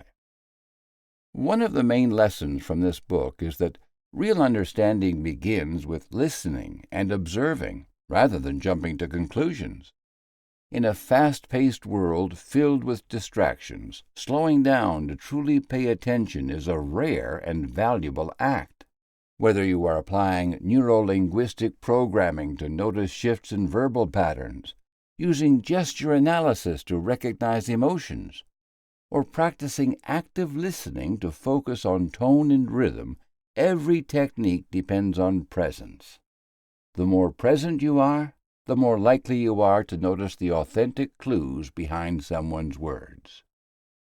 With this knowledge also comes responsibility. The more insight you gain into others, the greater the temptation to use it for personal advantage. Ethical awareness must guide every action. The goal is connection, not control. Using your understanding to manipulate or exploit others damages trust and weakens relationships. Instead, let your knowledge become a bridge that fosters empathy, honesty, and understanding. Approach every interaction with humility, recognizing the limits of your perception and respecting boundaries. The most effective communicators create space for others while staying grounded in authenticity and compassion. The greatest challenge and reward in mastering body language lies in consistent practice. You will sometimes misread intentions or overlook signals. Even experienced professionals make mistakes. Human behavior is fluid and shaped by culture, background, emotion, and circumstance. This is why emotional intelligence is as important as technical knowledge. As you continue to observe, ask thoughtful questions, and refine your interpretations, your accuracy will grow naturally. Each interaction becomes an opportunity to learn, adapt, and deepen your understanding. You are now equipped with a toolkit to navigate even the most challenging social situations. Recognizing clusters of gestures instead of isolated movements, tuning into microexpressions, synchronizing with vocal cadence, applying NLP anchors, and practicing mindful feedback. You have a roadmap for building rapport, uncovering hidden emotions, and responding authentically. These tools reach their full potential only when used consistently, with intention and care. Think back to the most memorable interactions in your life, the moments when you felt truly understood, or when you offered someone else the gift of real attention. Chances are, these moments were not defined by clever words alone, but by unspoken signals, such as a reassuring smile, attentive posture, or shared eye contact. These signals are available to you at any moment if you are willing to look and listen. Moving forward, consider setting small challenges for yourself. Notice the body language of your colleagues during meetings, or observe changes in a friend's tone when discussing something meaningful. Practice mirroring to build rapport, or reflect on your own habits when under stress. Pay attention to what works and what does not, always adjusting with compassion for yourself and others. Keeping a journal of your observations can help reveal patterns over time and strengthen your intuition. If you work in leadership, Use your insight to inspire confidence and belonging within your team. If you are a helping professional, such as a therapist, coach, or teacher, let this understanding deepen your empathy and strengthen client trust. Those drawn to empathy can create safer spaces by honoring the emotions beneath the surface. Even in high-pressure environments like negotiation or law enforcement, reading body language ethically can build mutual understanding and prevent conflict. Ultimately, body language is a universal form of communication that connects us as human beings, regardless of background or belief. It reminds us that beneath all our differences, we share the same desire to be recognized and respected. The more you invest in learning to read and respond to nonverbal cues, the richer your relationships and experiences will become. The reward is not just skilled observation, but a deeper connection to those around you and to yourself. This is not the end of your journey, but the beginning. The world is your classroom, filled with opportunities to practice, grow, and discover new dimensions of awareness. Approach each day with curiosity, kindness, and integrity. With continued attention and mindful effort, you can transform your understanding of others and inspire them to do the same. Go forward with confidence. You now hold the keys to genuine communication, not by reading minds, but by seeing hearts. Use them wisely, generously, and often. In doing so, you will not only enrich your own life, but also create a more connected and compassionate world.